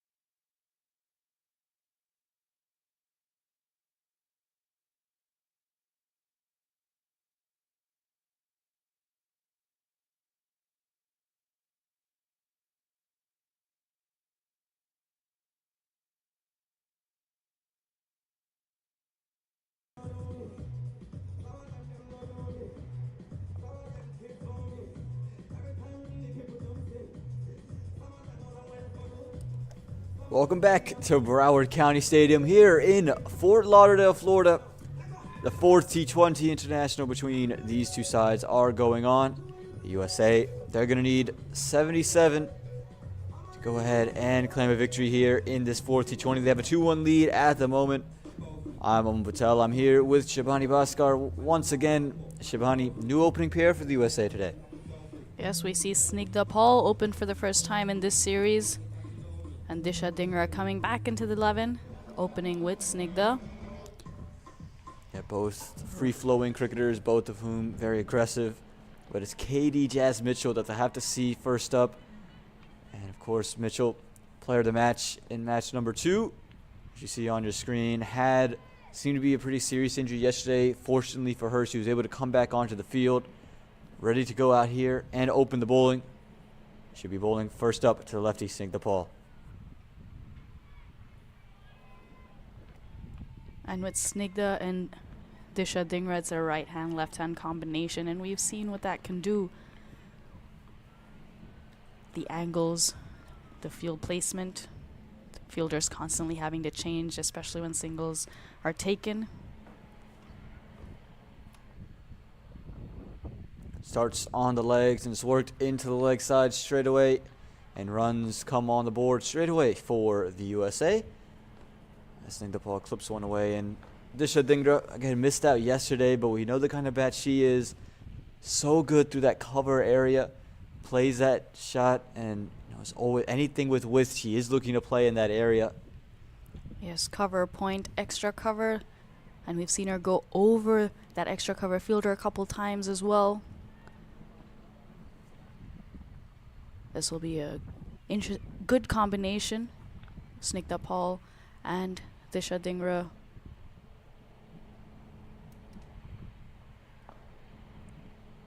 Time just pushed, but straight to that cover fielder.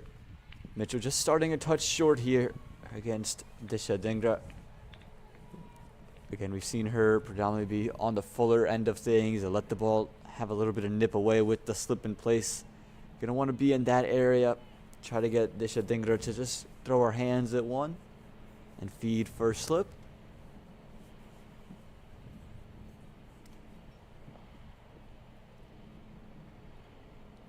This one much fuller and just inside that wind line. You can see a little bit of shape away from the right-hander.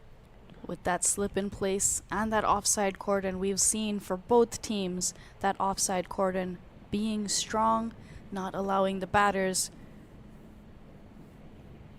to start quickly, especially in the power play when you have those 4 fielders on that offside cordon, difficult to pierce. Just looking to cut. Disha unable to get onto it. Again, Jazz Mitchell so hard to put away. That's why she's been so successful throughout the series. And again, Disha Dhingra, very positive cricketer, is going to look to take her on. Yes, KD Jazz Mitchell looking to keep it close to that offside wide line. With that slip in place, that offside cordon, we've seen a couple of catches go in that cover, extra cover region. This one off the bat of Disha Dhingra. Well stopped there, backward point. We've seen the fielding be so good from both sides, and once again, tremendous. Zeta James there at point, not letting that ball through. That ball was hit hard, was flying off the bat of Disha Dhingra. But Zeta James quick to get down to her right. She is a left-hander, so that is going the other way for her, but she moved so quickly, getting down, stopping that ball. This one just going to be wide there from Katie Mitchell. Just looking to let the ball swing, and that one just straying in her line. And we spoke about it over the break, Shabani, that if the West Indies can conjure up some kind of start like they did yesterday, it's going to make for a very eventful run chase, and a run chase that going to have both sides sweating bullets. Absolutely, but 7 for 2 after 6 overs yesterday, US were. This one's pushed straight back from Disha Dhingra, who wants a quick single. Throw goes to the wrong end. Snigdha Paul was never looking for it, reacted to the call late. had that throw gone to the keeper's end, could have been something interesting, but they get home safe in the end, and after 1 over, it's 3 without loss. A start of 6 overs, 7 runs, 2 wickets. West Indies bowled brilliantly yesterday in the power play. That's a dream start, doesn't happen every day. But if they can do something like that again, that will be absolutely amazing. Yeah, Shalini Samaru to come in and bowl consistently opens the bowling. I've been opening the batting previous. Didn't get a chance to open the batting today, but played well. Down the order, missed out on what she would say could have been a bigger innings for herself. She's got 2 fielders out on the leg side for Disha Dhingra. Got a deep mid wicket and a deep backward square. Interesting field set. Right away starts straight, and maybe that's why she's going to dare Disha to go into out and open up her stumps, and this wants protections for the one that's straight down that leg side. Yes, we've seen Disha Dhingra playing through point and cover through this series. This one an outside edge. It just falls short of first slip. At least 1 run, probably should be 2, and it will be. They'll come back for it. Not the conventional way Disha Dhingra would have liked to gotten 2, but she'll get 2 from it nonetheless. Wide of that fielder and dropping short, so good technique again, playing with soft hands, not pushing at the ball. Technique plays a big part on, especially when a slip is in place and there may be an opportunity to get a wicket, but if your technique is good, everything has to go wrong for a wicket to fall or for you to play a false shot. So even if 1 or 2 things are right, in this case, in the previous instance, soft hands, then it can go your way.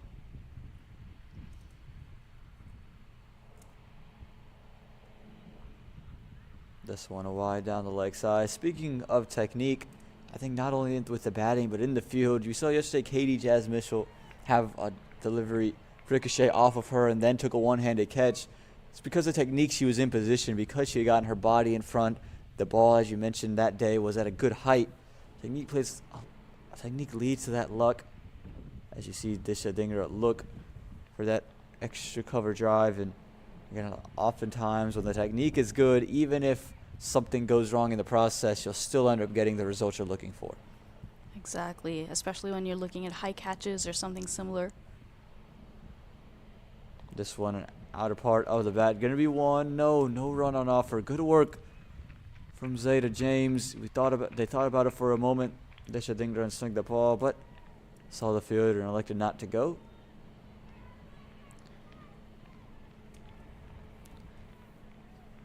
Samaru bowling a good over here. Yes, that you had it too, but that was off the edge. This one is over the top of covers. There's going to be a couple of bounces for 4 runs. Disha Dhingra, it's a spot that she likes to play it. It's an area that she's so strong in, and again, when you look at the field set, confused why it's there. 4 runs for Disha Dhingra. Backing herself to use her feet, take on that ball, go over that extra cover fielder. She likes that shot, plays it very well, inside out. Yes, it is against the turn, but she presented the full face of the bat. No chance that ball was missing the bat. Beautiful shot there. Great technique, Disha Dhingra. After 2 overs, USA are 10 for no loss. Again, Disha Dhingra, it's where she likes to play. She would prefer to play every delivery in that area of the ground, and if you give her anything in that length and that line, she's going to go take advantage of it. And also, she's very proactive, not just going to wait for that delivery to come. She'll make it happen with, like you said, the use of the feet on that delivery, getting to the pitch of the ball, giving herself the opportunity to play through covers. And this is what the U.S. would want. They would want to get off to a much more positive start. Already more runs in the first 2 than they had in the first 6.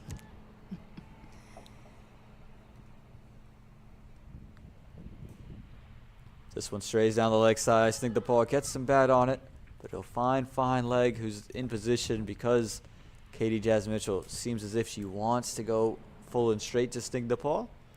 Looking to attack the stumps and also the possibility of when you have a right-hand, left-hand combination to stray a bit, to be a bit wayward, maybe bowl a few on the legs. So good to have that fine leg position in.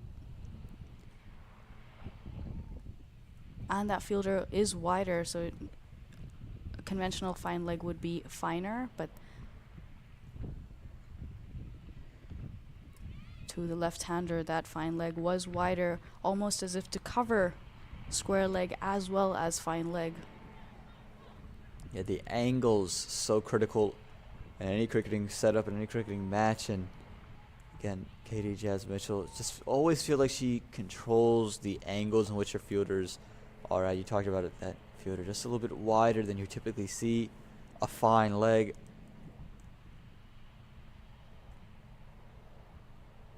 As this Adingra looking to push into covers, and I think also you've seen her reach out like that. That's why not a conventional first slip, more of a second almost for Katie Jazz Mitchell. So again, controlling the angles are the West Indies.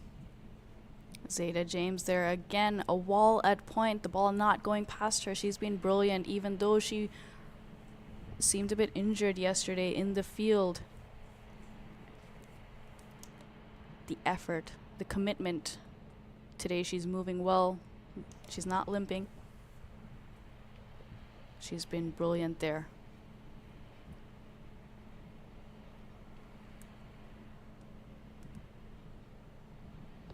This one just played with soft hands, out to cover, gonna get one. Is good proactive running from the USA with the fielders back on the circle. Just felt that if you could get the ball straight down, there's always a chance for one. And again, the USA, they're looking to be a little bit more positive. Don't want to just take this one and wait to the 17th over to get a win. They want to get it as soon as they can. And these two given opportunities to open, trying to make the most out of it.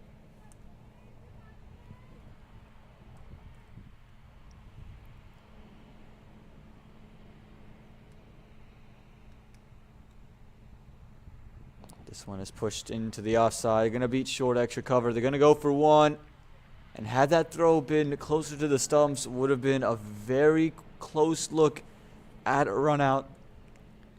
Snigdha Paul timing that really well. So the ball, yes, was wide of the fielder, but went very quickly. The fielder got to it, wasn't able to get in an accurate enough throw. Had that been a direct hit or right over the stump, Mitchell was there to collect and hit. But Snigdha Paul making it home all right.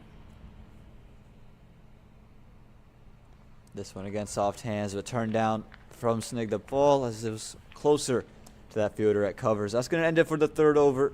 3 runs coming from his 13 without loss. Here's a look at the run out. Again, the ball was already in the hands there at that stage, and the bat was not inside the crease. So we're just saying, had that throw maybe been a little bit closer to the stumps, would have been a little bit of a risky risky run there for the U.S. It was well placed in terms of angle. It was away from the fielder, but it was hit very hard, so it went quickly to the fielder. So it's not just about where you place it, but how fast you hit the ball. For example, Disha Dhingra in the previous over took a quick single, and there was a short extra or a short cover in place, but she placed it to the left of that fielder a bit, but also with soft hands, so the ball didn't travel quickly to that fielder. But it's also good communication between these two. When you drop and run or place the ball like that and run, it's important that your partner knows that you're looking to take that single, so you're not running alone.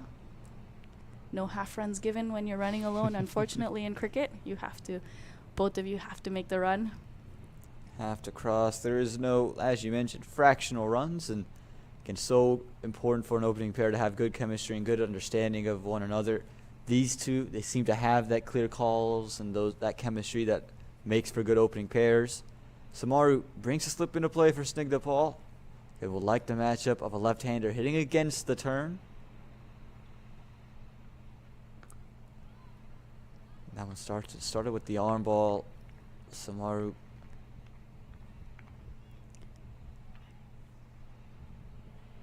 against Snigdha Paul. She hasn't seen a lot of strike, just been facilitating. As this one is pushed into the gap. Good effort to keep it to just one there from that mid-off fielder. I'll bring Dishadingra back on. Remember, in the final delivery of Samaru's over, Dishadingra hits her over cover for 4. You have to imagine that one of the fielders comes out from the deep on the leg side and goes into sweeper.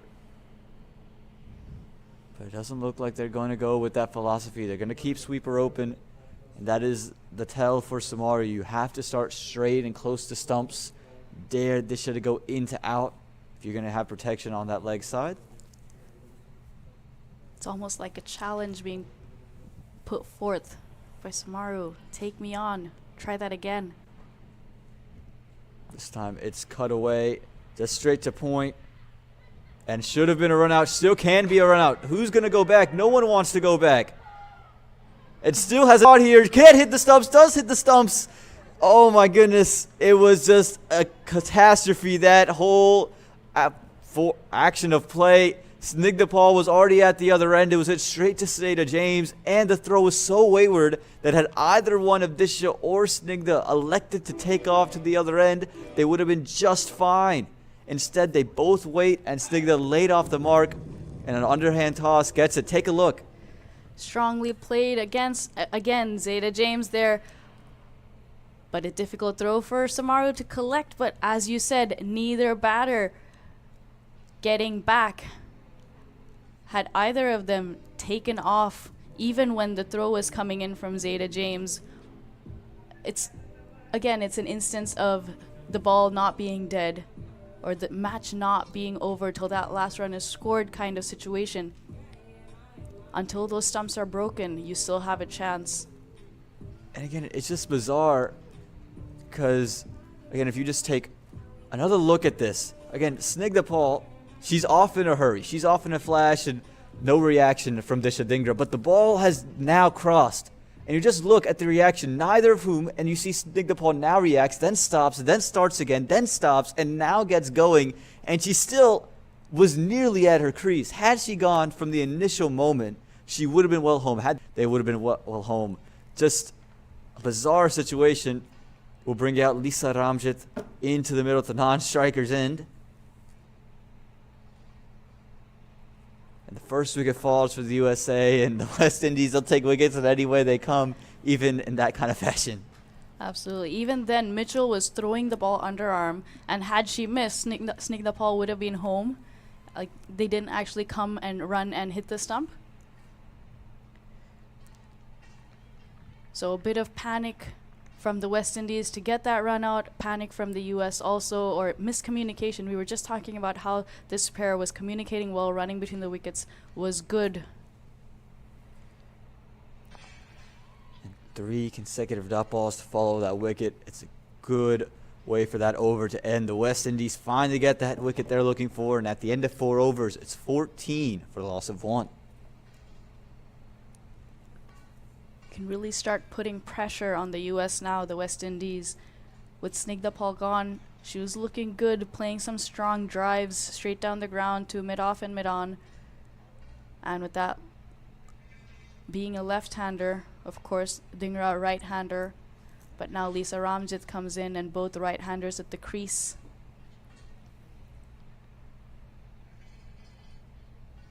And as you said, after that wicket, 3 dot balls.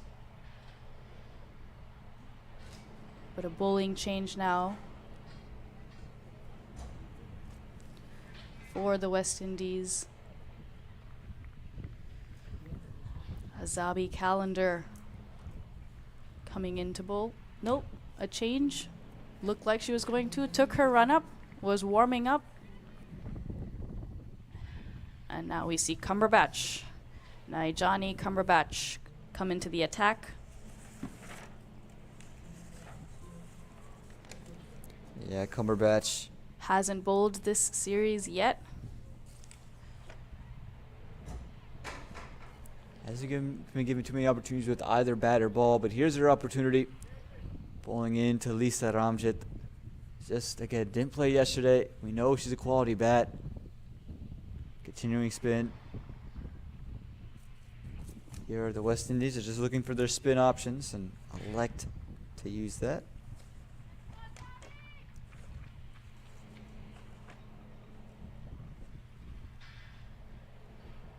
And start off with the wide there to Lisa Ramjit.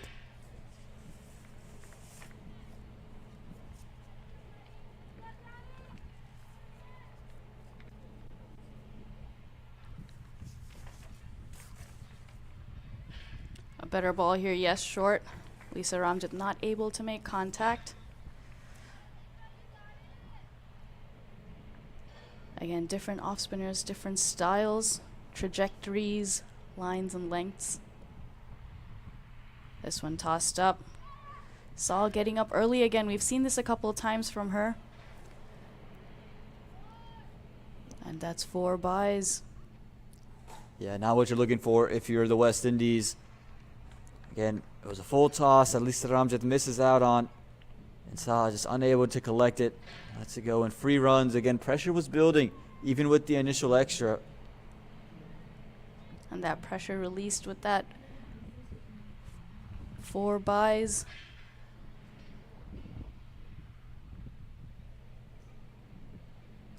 This time, another set of byes. It looks like at least should be a couple more runs. They elect to take off late for 2. They're going to get it. Again, more byes here, and Cumberbatch not going to be happy with the way her keeper has been performing behind the stumps in at least these last 2 deliveries.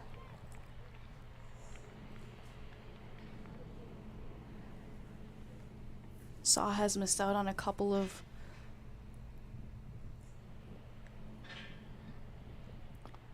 balls through this series, especially when it's been full, almost a half volley to her. Low half volleys, not difficult to keep to, but need to stay low, sweeping motion to get those. This time played on the front foot, just getting it to short mid wicket. So when there haven't been any byes, it's been a good over here for the West Indies. Again, the 1 wide and all extras being the runs. Cumberbatch darting the previous ball in. This time cut, but cut straight to short cover. How many times do we see that in the first innings? The ball's being hit straight to that area of the ground. That'll end the 5th over. It's 21 for 1 for the USA, and again, given some relief because of those extras in that previous over. Good over by Cumberbatch. She bowled well. Unfortunately, Saw was not able to collect 2 of those deliveries, resulting in 6 byes.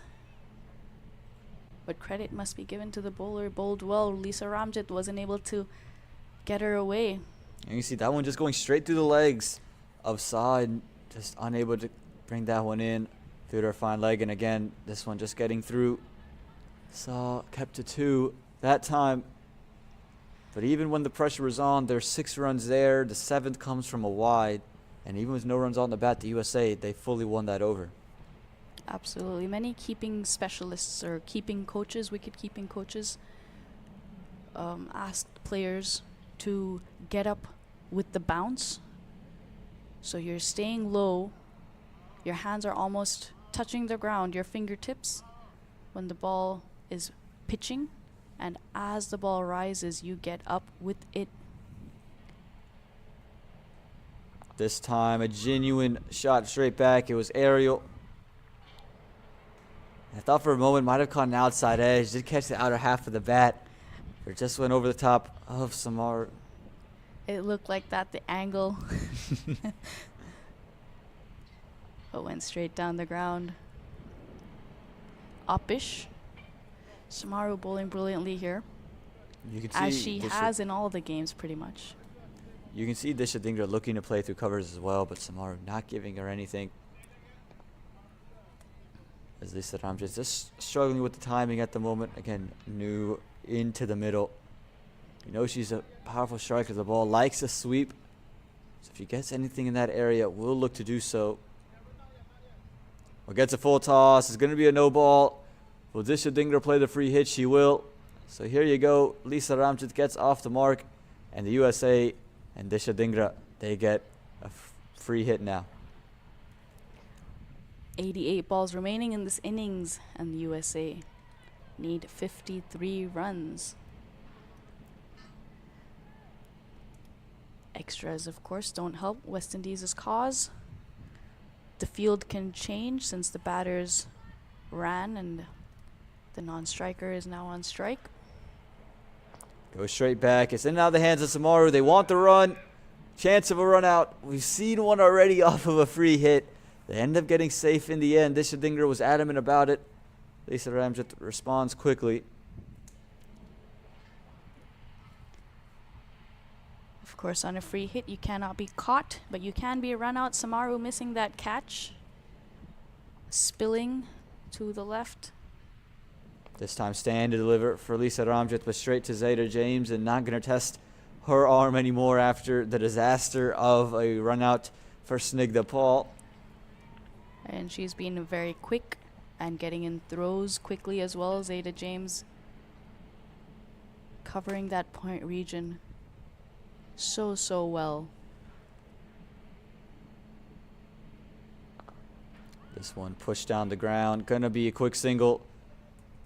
Good running from Lisa Ramjit. She wanted it. She committed to it. And you mentioned the dive seems to be something that these batters are very willing to unleash and use whenever taking these quick singles. That commitment is good, and it's required as well.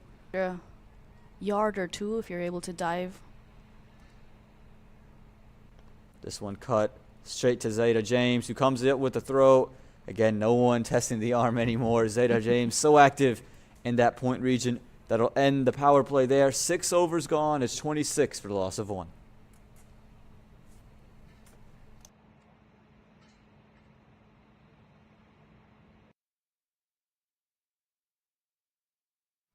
The decision you make today may help shape someone else's future tomorrow. Let's talk about how we can help you put together a strategy. Life insurance is in our DNA. We've been cracking the code for 175 years. With New York Life by your side, you can focus on the things that matter most. You've got dreams and responsibilities. We're here for both. New York Life. Be good at life.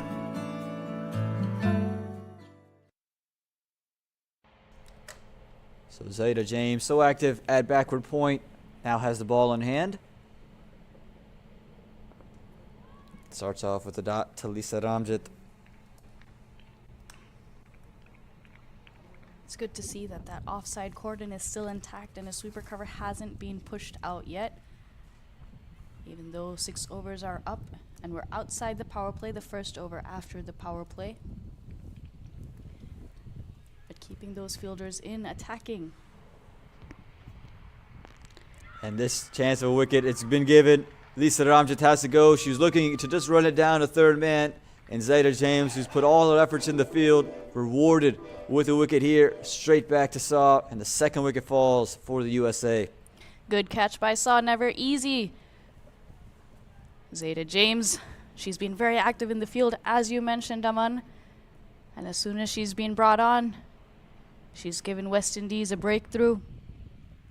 Take a look at this. Again, a little bit of turn on offer, just causing Lisa Ramjit to reach out and straight into the hands. Knew it right away. The West Indies, they take the second wicket in the form of Lisa Ramjit, and we talked about them trying to put something miraculous on the table. Well, they need to take wickets at this stage of the match, and they're doing so. Absolutely beautiful ball there. Great turn, just a little bit. Enough to get the edge, not too much. If a lot of the time you turn the ball a lot, you're gonna miss the ball, and then it was a great ball, but you don't get a wicket. But when there's just a little bit of turn, instead of hitting the middle of the bat, it takes the edge. And a brilliant catch by Saw. It's Asani Vagela who's come in to bat. Good middle order bat, Asani Vagela, able to facilitate and look to score. Hasn't played yet in this tournament, in this series between these two countries. We saw with the ball earlier today was brilliant. Now with bat in hand, just has to stable the ship and facilitated Dishadingra. This one pushed, and again pushed a short cover. Zayda James rarely leaves that hard length, and again just keeps the batters on the back foot. That time fuller in length, slowed it down as well. Great couple of balls to a new batter. Hurrying the batter as well, especially on that first delivery to Isani Vagela. Right on off stump. Back on a length that's cut, but nowhere to go. This is a great reel back from the West Indies. The game was just kind of going out of hand for a moment in time, but they've brought it straight back in. This one looped up, and all Asani Vagela could do was dig out a Yorker. Inviting Asani Vagela to take that on, but that ball, as you said, a Yorker. Yorker always hard to hit after 7 overs. USA 26 for 2. A wicket maiden for Zeta James, and what a time to do this. Yeah, absolutely. And you can see the run rate now was above 4. Now at 3.71. The big news, the required one, is at 3.92. So that wicket maiden just turns things around and shifts the momentum a bit, puts pressure back on to Disha Dhingra and in this USA side. Samaru bowling out her quota of overs here. Brilliant bowling again, tossing it up a bit, but ball dips. Dhingra not looking to do too much on this occasion. Oh, this one caught Disha Dhingra all kinds of wrong-footed. Caught her playing a full delivery on the back foot. It's gone through saw again for a couple of more buys, but putting pressure on the West Indies bowlers.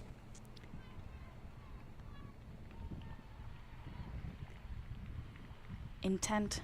When you're looking positive, then you're pushing forward. You're taking good stride forward and taking those balls on. But when you're in two minds, you're stuck in your crease or going back to full balls. This time it's slashed away, but straight to that woman there. How many times have we called her name? It's Zeta James at backward point. She owns that space. She owns point. And what a brilliant over she just bowled. A wicket maiden.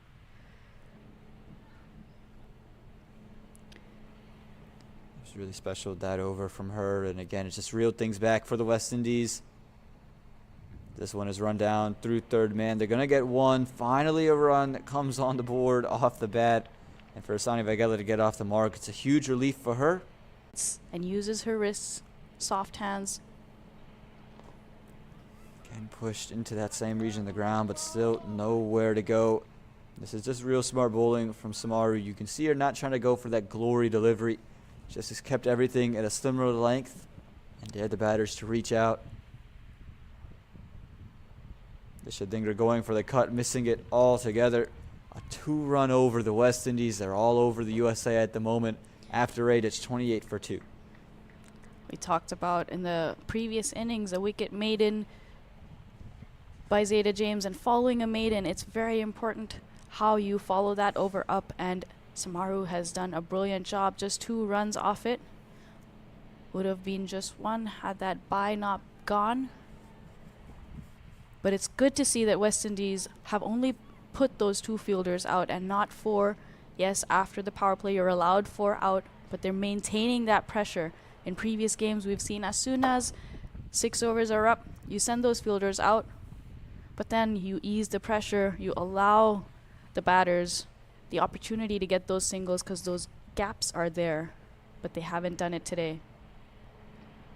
This one is cut away and just going to be cut to backward point. And again, Zeta James rarely leaves that length, keeps it on off stump. It's so difficult to deal with. If it's not James, it's Joseph.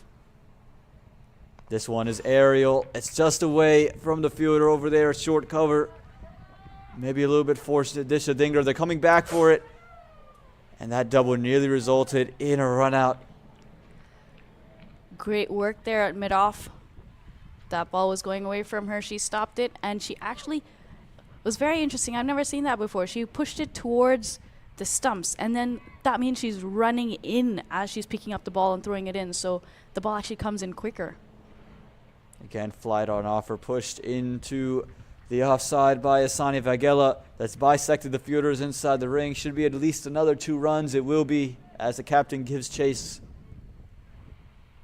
Finding run scoring opportunities now are the USA. Not getting bogged down in dot balls. Something that's so important in any T20 matchup. Piercing that offside field, which has been so good so far. Finding runs. This one just whipped off of the pad. Should be a run for the USA. And again, after 2 quiet overs, big to have this kind of over where you already have 5 runs from the first 4 deliveries. The way Sani Vagela played those 2 shots through the offside has forced Zeta James to attack the stumps, and as this one is cut, it's gone through. The fielder's inside the ring on the offside, maybe a half chance as well. They're going to come back for 2 more runs. It's good running from the USA. looked like a genuine chance at cover, but the ball dipping and going under the fielder's hands and through her legs. Maybe a step or 2 forward, and that would have been a catch. This one pushed, and going to end with a dot ball, but a very productive over for the USA. They go ahead. They pick up 7 runs from this second over, and at the end of 9, it's 35 for the loss of 2.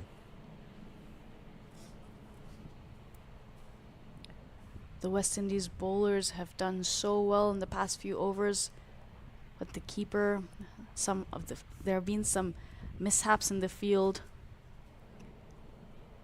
Otherwise, the US would be 10 runs less right now. And in a spot of bother.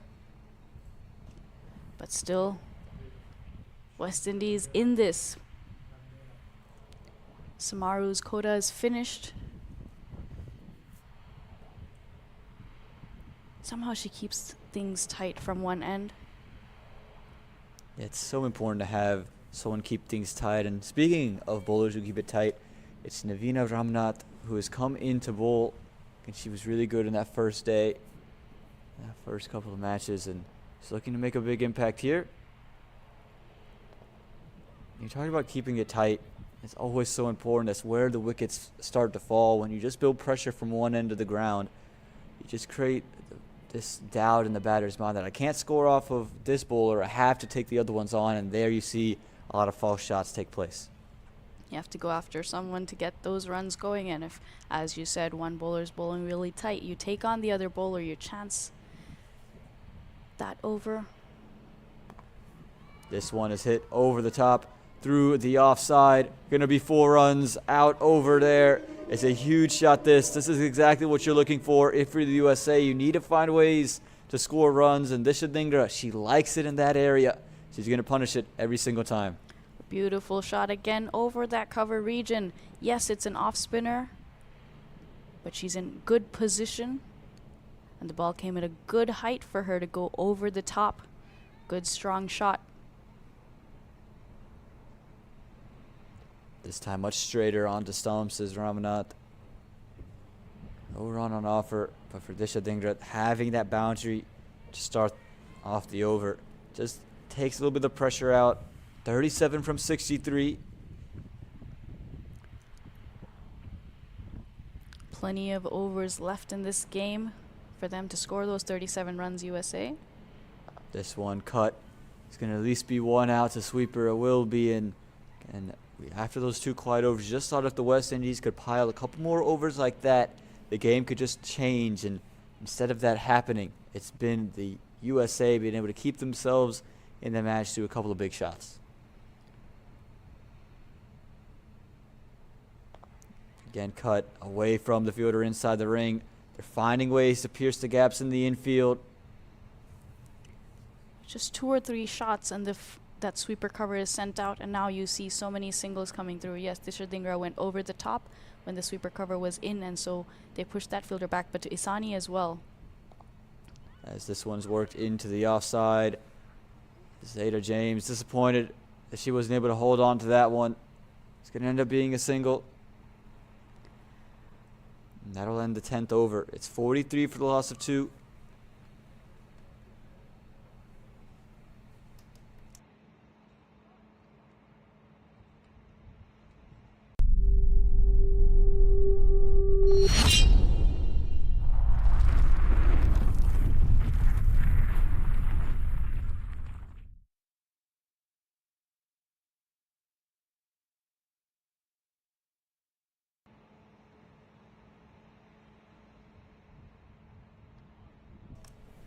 Just take a look at the batting scorecard for the USA, Snigdha Paul, who was run out again, the one of the most bizarre dismissals I've ever seen, 4 from 5.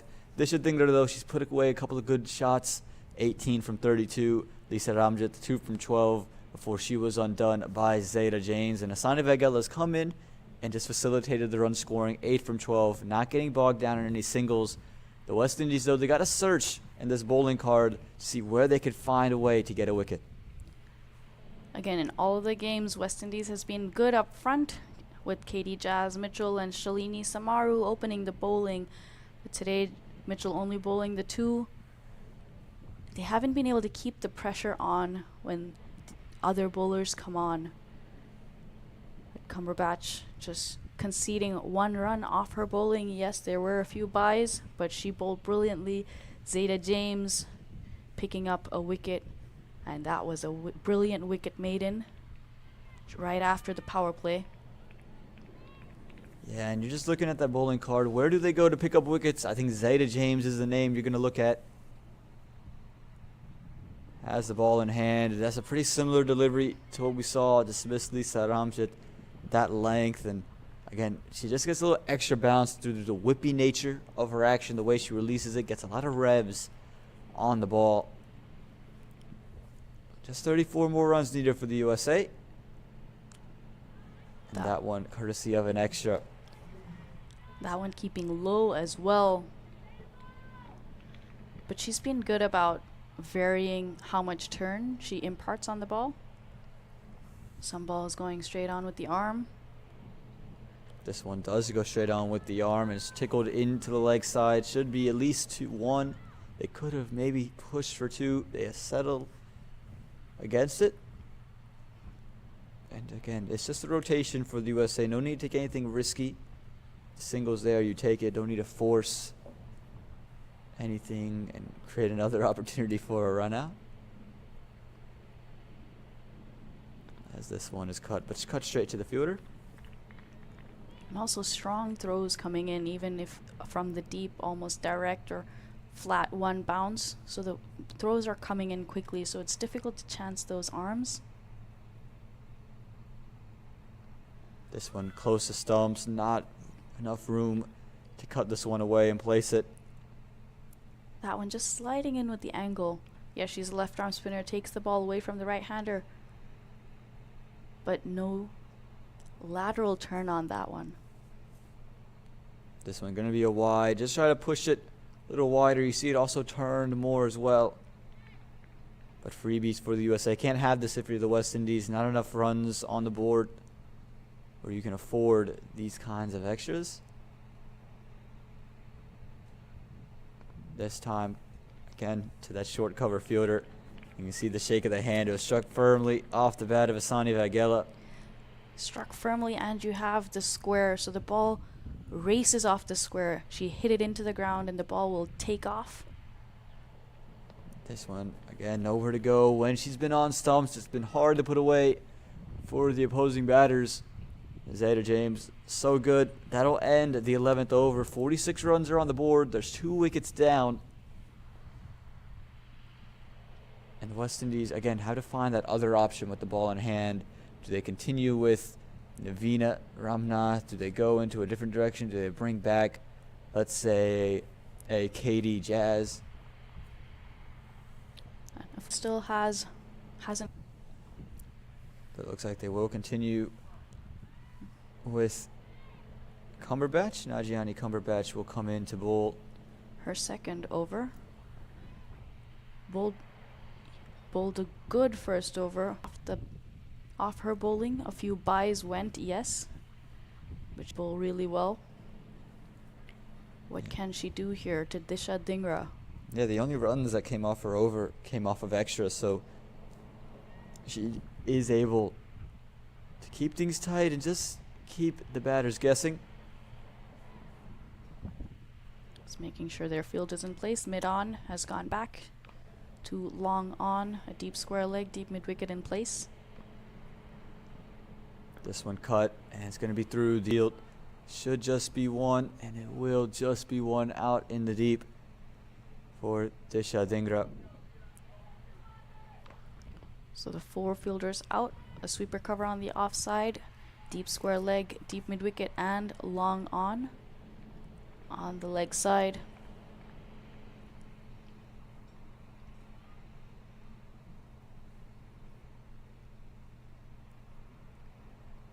Again, wickets are the West Indies. There's really no possible outlook where they win this match, and there's still 2 wickets left. I think there's a catch. Asani Vagela for a moment was looking for a no ball, but the umpires have not given it, and she misses out on a full toss. But all she could do was hit it straight back to Navina. I think there's going to be a big smile on her face because she knows it's maybe not a delivery that deserves a wicket, but it's one that got a wicket nonetheless. A lot of the times your bad balls get you wickets, especially as a spinner, and that's what has happened here. Navina getting to the ball quickly. Those can be deceptive on a land or where it's going to come down. She judged it well, got to the ball, taking that catch. Like we said, we just spoke about it, the wickets, and that's the only thing that'll hinder the USA at this stage. You asked for it, Aman, and she got one for you. Absolutely, right on cue. As you would say, the West Indies, again, they could just damper this USA batting attack. It'll be Ritu Singh, who's coming back. Game for the West Indies. They got one.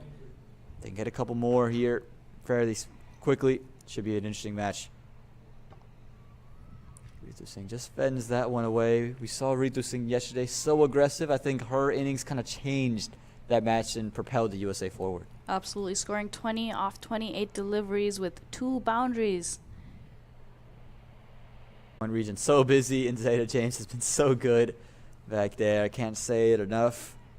It almost feels, since we're down here in Florida, when LeBron keep his names out of the commentator's mouth. Singh puts this full toss into the leg side for 1. It's Zeta James, a name we just can't keep from. But Navina Ramnath here, bowling well. That'll end that 12th over. Again, that 3rd wicket falling in it. It's 48 for the loss of 3 here for the USA. And again, not left to score. But as you see the captain, Munisar, with her hat off, she bowled really well yesterday. It was hard to get her away. The way Navina is bowled, have Katie Jazz Mitchell to bowl. So plenty of options in hand for the West Indies. This one, if the wickets fall in these next couple of overs, things could get really interesting. Captain Munisar. Big contribution yesterday with Mithali Patwardhan. This one just pushed into the offside. Gonna get 1. And again, that's all they need to do. Find ways to keep the run. Keep that scoreboard ticking over. Comes with intent. The infield, and Dishadinger, we've already seen her score in that area. This one, a good effort out in the deep, will bring her 3 more runs to the total. And really good effort from the West Indies. Could easily let that one just go over the rope. But the fight showing intent, exactly what the situation calls for. Absolutely, and brilliant shot by Disha Dhingra, made it look so easy, way over that extra cover fielder. This time it's over the top, and it's going to be over the mid-off fielder. Going to be 2 runs out in the deep. These 2 down. They're not waiting for anything. They're going after the opposing captain. For Disha Dhingra, such a stylish cricketer. Again, anyone who can play through the covers in that fashion, covers with power, it's hard to do at any age. And, you know, it's a skill that very fun has it. You talk about international cricket. It's just, it glorifies them. It just makes them that world-class attribute. And so far, Disha Dhingra is showing off all her shots over covers. Yes, we've seen a couple off the front foot, the last one off the back foot, which is even harder. But this is a good partnership here in terms of styles of play. This one is pushed away. Gonna get 1 run for it. Gonna good over this for the USA. Talking about 7 runs from the first 5 deliveries. Just 22 more runs required to claim victory. And with these 2 in the middle, that could happen the next 3 overs or so. This one's a flashing blade through covers. Good effort to stop it, but couldn't do so. Gonna get 1 out to sweeper. A good over for the USA. And at the end of 13, it's 56. So difficult to play that shot. Again, I encourage everyone to go back to their house right now, have someone to just toss them, an underarm toss, and play a shot over covers off the back foot, aerial, never easy. And also, all the attention is going to be on Disha Dhingra's shot. The fielding effort was so superb to save a run there. And again, every run matters in this kind of a chase. Just good cricket all around. Absolutely. Disha Dhingra, of course, playing that beautifully. And it's easier to play it when your weight is on the ball and going towards your target. But because that ball wasn't quite there, it was the ball, but still able to impart plenty of power to get that over the infield. Navina Ramnath's welcome back with the ball in hand as she's to bowl. Of course, took the wicket in that previous over. We often talk about right-left combinations. Although both these batters are right-handers, they have completely different styles. Disha Dhingra, very strong, classically strong through the cover region. But Ritu Singh brings plenty of power. So that as this one is pushed away into the covers. Going to be one out to sweeper cover. Again, that point that you make is so excellent because Ritu Singh, someone who likes to hit the ball anywhere across the ground. And Disha Dhingra, more classical. He lets up an easy single. Can't afford those, the West Indies. There's just 18 more are required for the USA to claim victory. there's still a chance here for the West Indies if they can pick up some wickets. Again, a smart batting from the USA. Not trying to do anything fancy. Just pushing the balls into gaps. 17 more runs required to take them to a spot where they cannot lose the series of a 5-match series. They're up 2-1 at the moment, trying to make it 3. This one met on the full, and as that woman right there who stopped that one and saved it, runs Zeta James. Gonna feel disappointed she couldn't hang on to it. Good effort from her. At the end of 14, it's 61 for the loss of 3.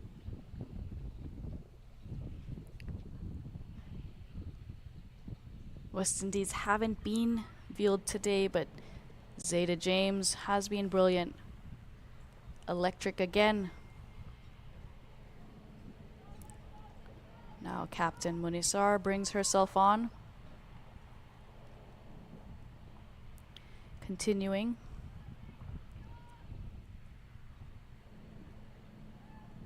Can she get a breakthrough here?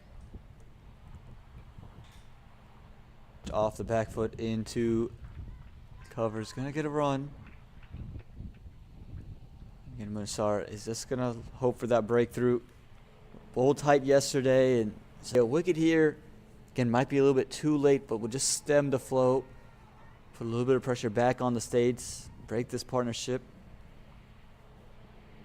This one again slashed, and again into that same area of the ground. I wonder if the West Indies bringing in that sweeper cover, as we've seen a couple of shots kind of just find that gap and dare these two bats to go over the top, especially with only 14 runs remaining.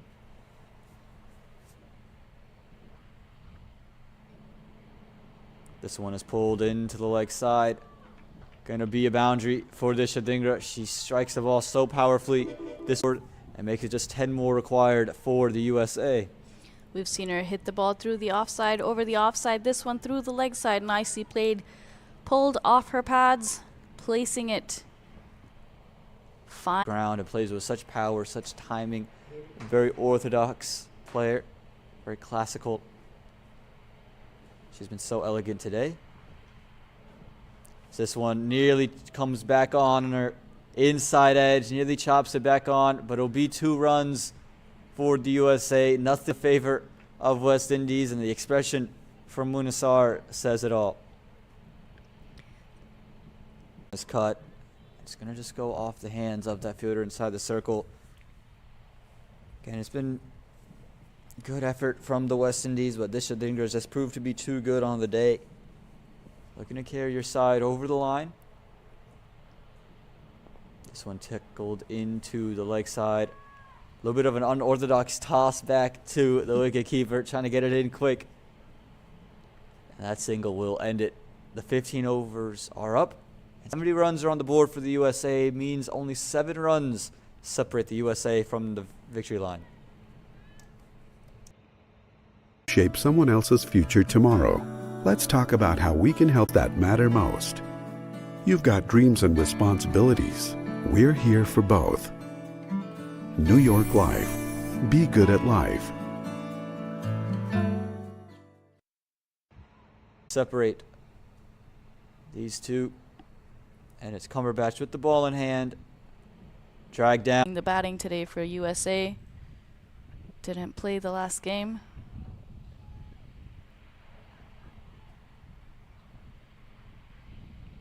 Ritu Singh gets this one through the covers. Make it 5 more. Taking her time to get in, but when she's got in, played some great shots. This one a full toss, heaved into the leg side. Gonna fall short of any fielder. It will be 1 run for Disha Dhingra and the USA. Just climbing their way to end this run. Again for the West Indies, and now it's going back to the drawing board. They would have dropped 2 games on the trot. They have 1 game left and want to end the series with a high note, with a win for the USA. Finally, a team wins the toss and is going to win a match. And they'd be happy with the way their bats were able to perform and get over the line. As this one is a drag down, heaved over the leg side, and that's going to be 4 runs. And those are the winning runs for the USA off the bat of Ritu Singh. A drag down, and ever so easy for Ritu Singh. That's 4 runs as the 16th over comes to a close. And the USA, they get a huge win over the West Indies. Drag down, down leg. Ritu Singh not missing way to bring that victory up. USA winning by 7 wickets and 4 overs to spare. Yeah, if we take a look at the batting card for the USA, it's going to be all about Disha Dhingra,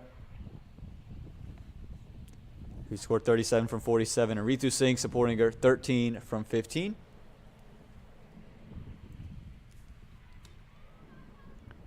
Looking at the West Indies bowling card, Katie Jazz Mitchell and Shalini Samaru opening the... We did see her go off the field after a couple of overs.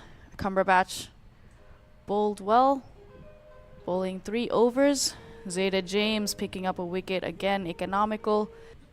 Ashwini Munisar, captain, a bit expensive, but of course Ritu Singh and Disha Dhingra taking a liking to her.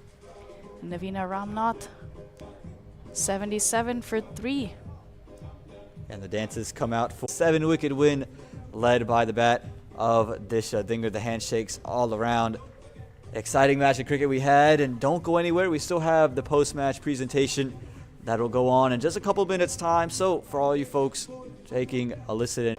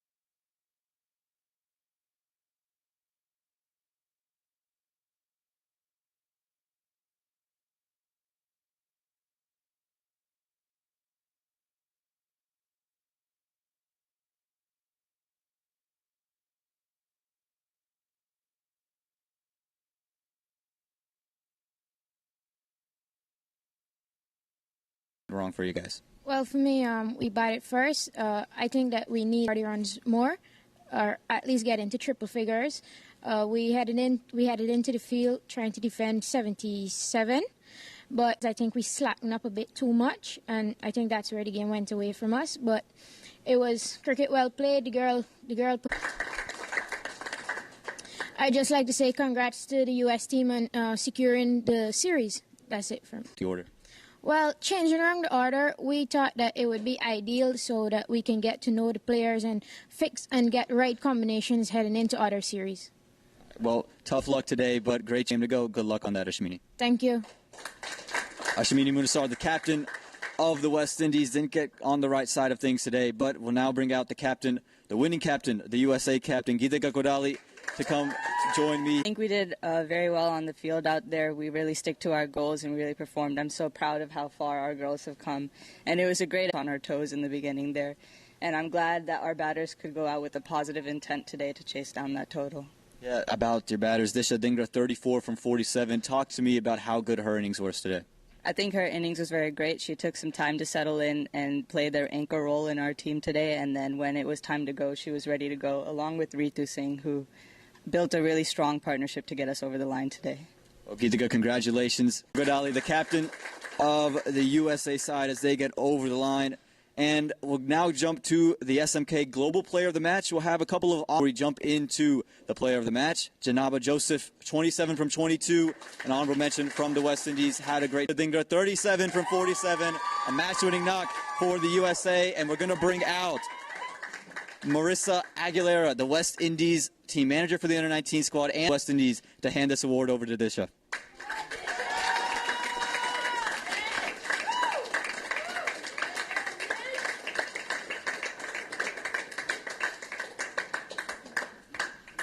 And Disha, don't go anywhere, stay with me. 34 from 47. Talk to me about when you came into the middle, maybe a bit of spot of bother, but you came out and you just played a really good innings from the very beginning. Thank you. We plan to go. Yeah, you played some brilliant shots over covers. It seems to be a spot of liking. Talk to me about your favorite shot over covers that you played. If it's there, I try to go for it because I know I like playing over covers. That's one of my strongest shots. So. To play in all the cricket, and you made it look ever so easy. Thank you. Well, congratulations, Disha Dhingra. She wins. Bhaskar and all the production folks at Cricket Clubs. I'm Aman Patel signing off for now. We'll see you back here on Sunday for the 5th and final match of this historic series.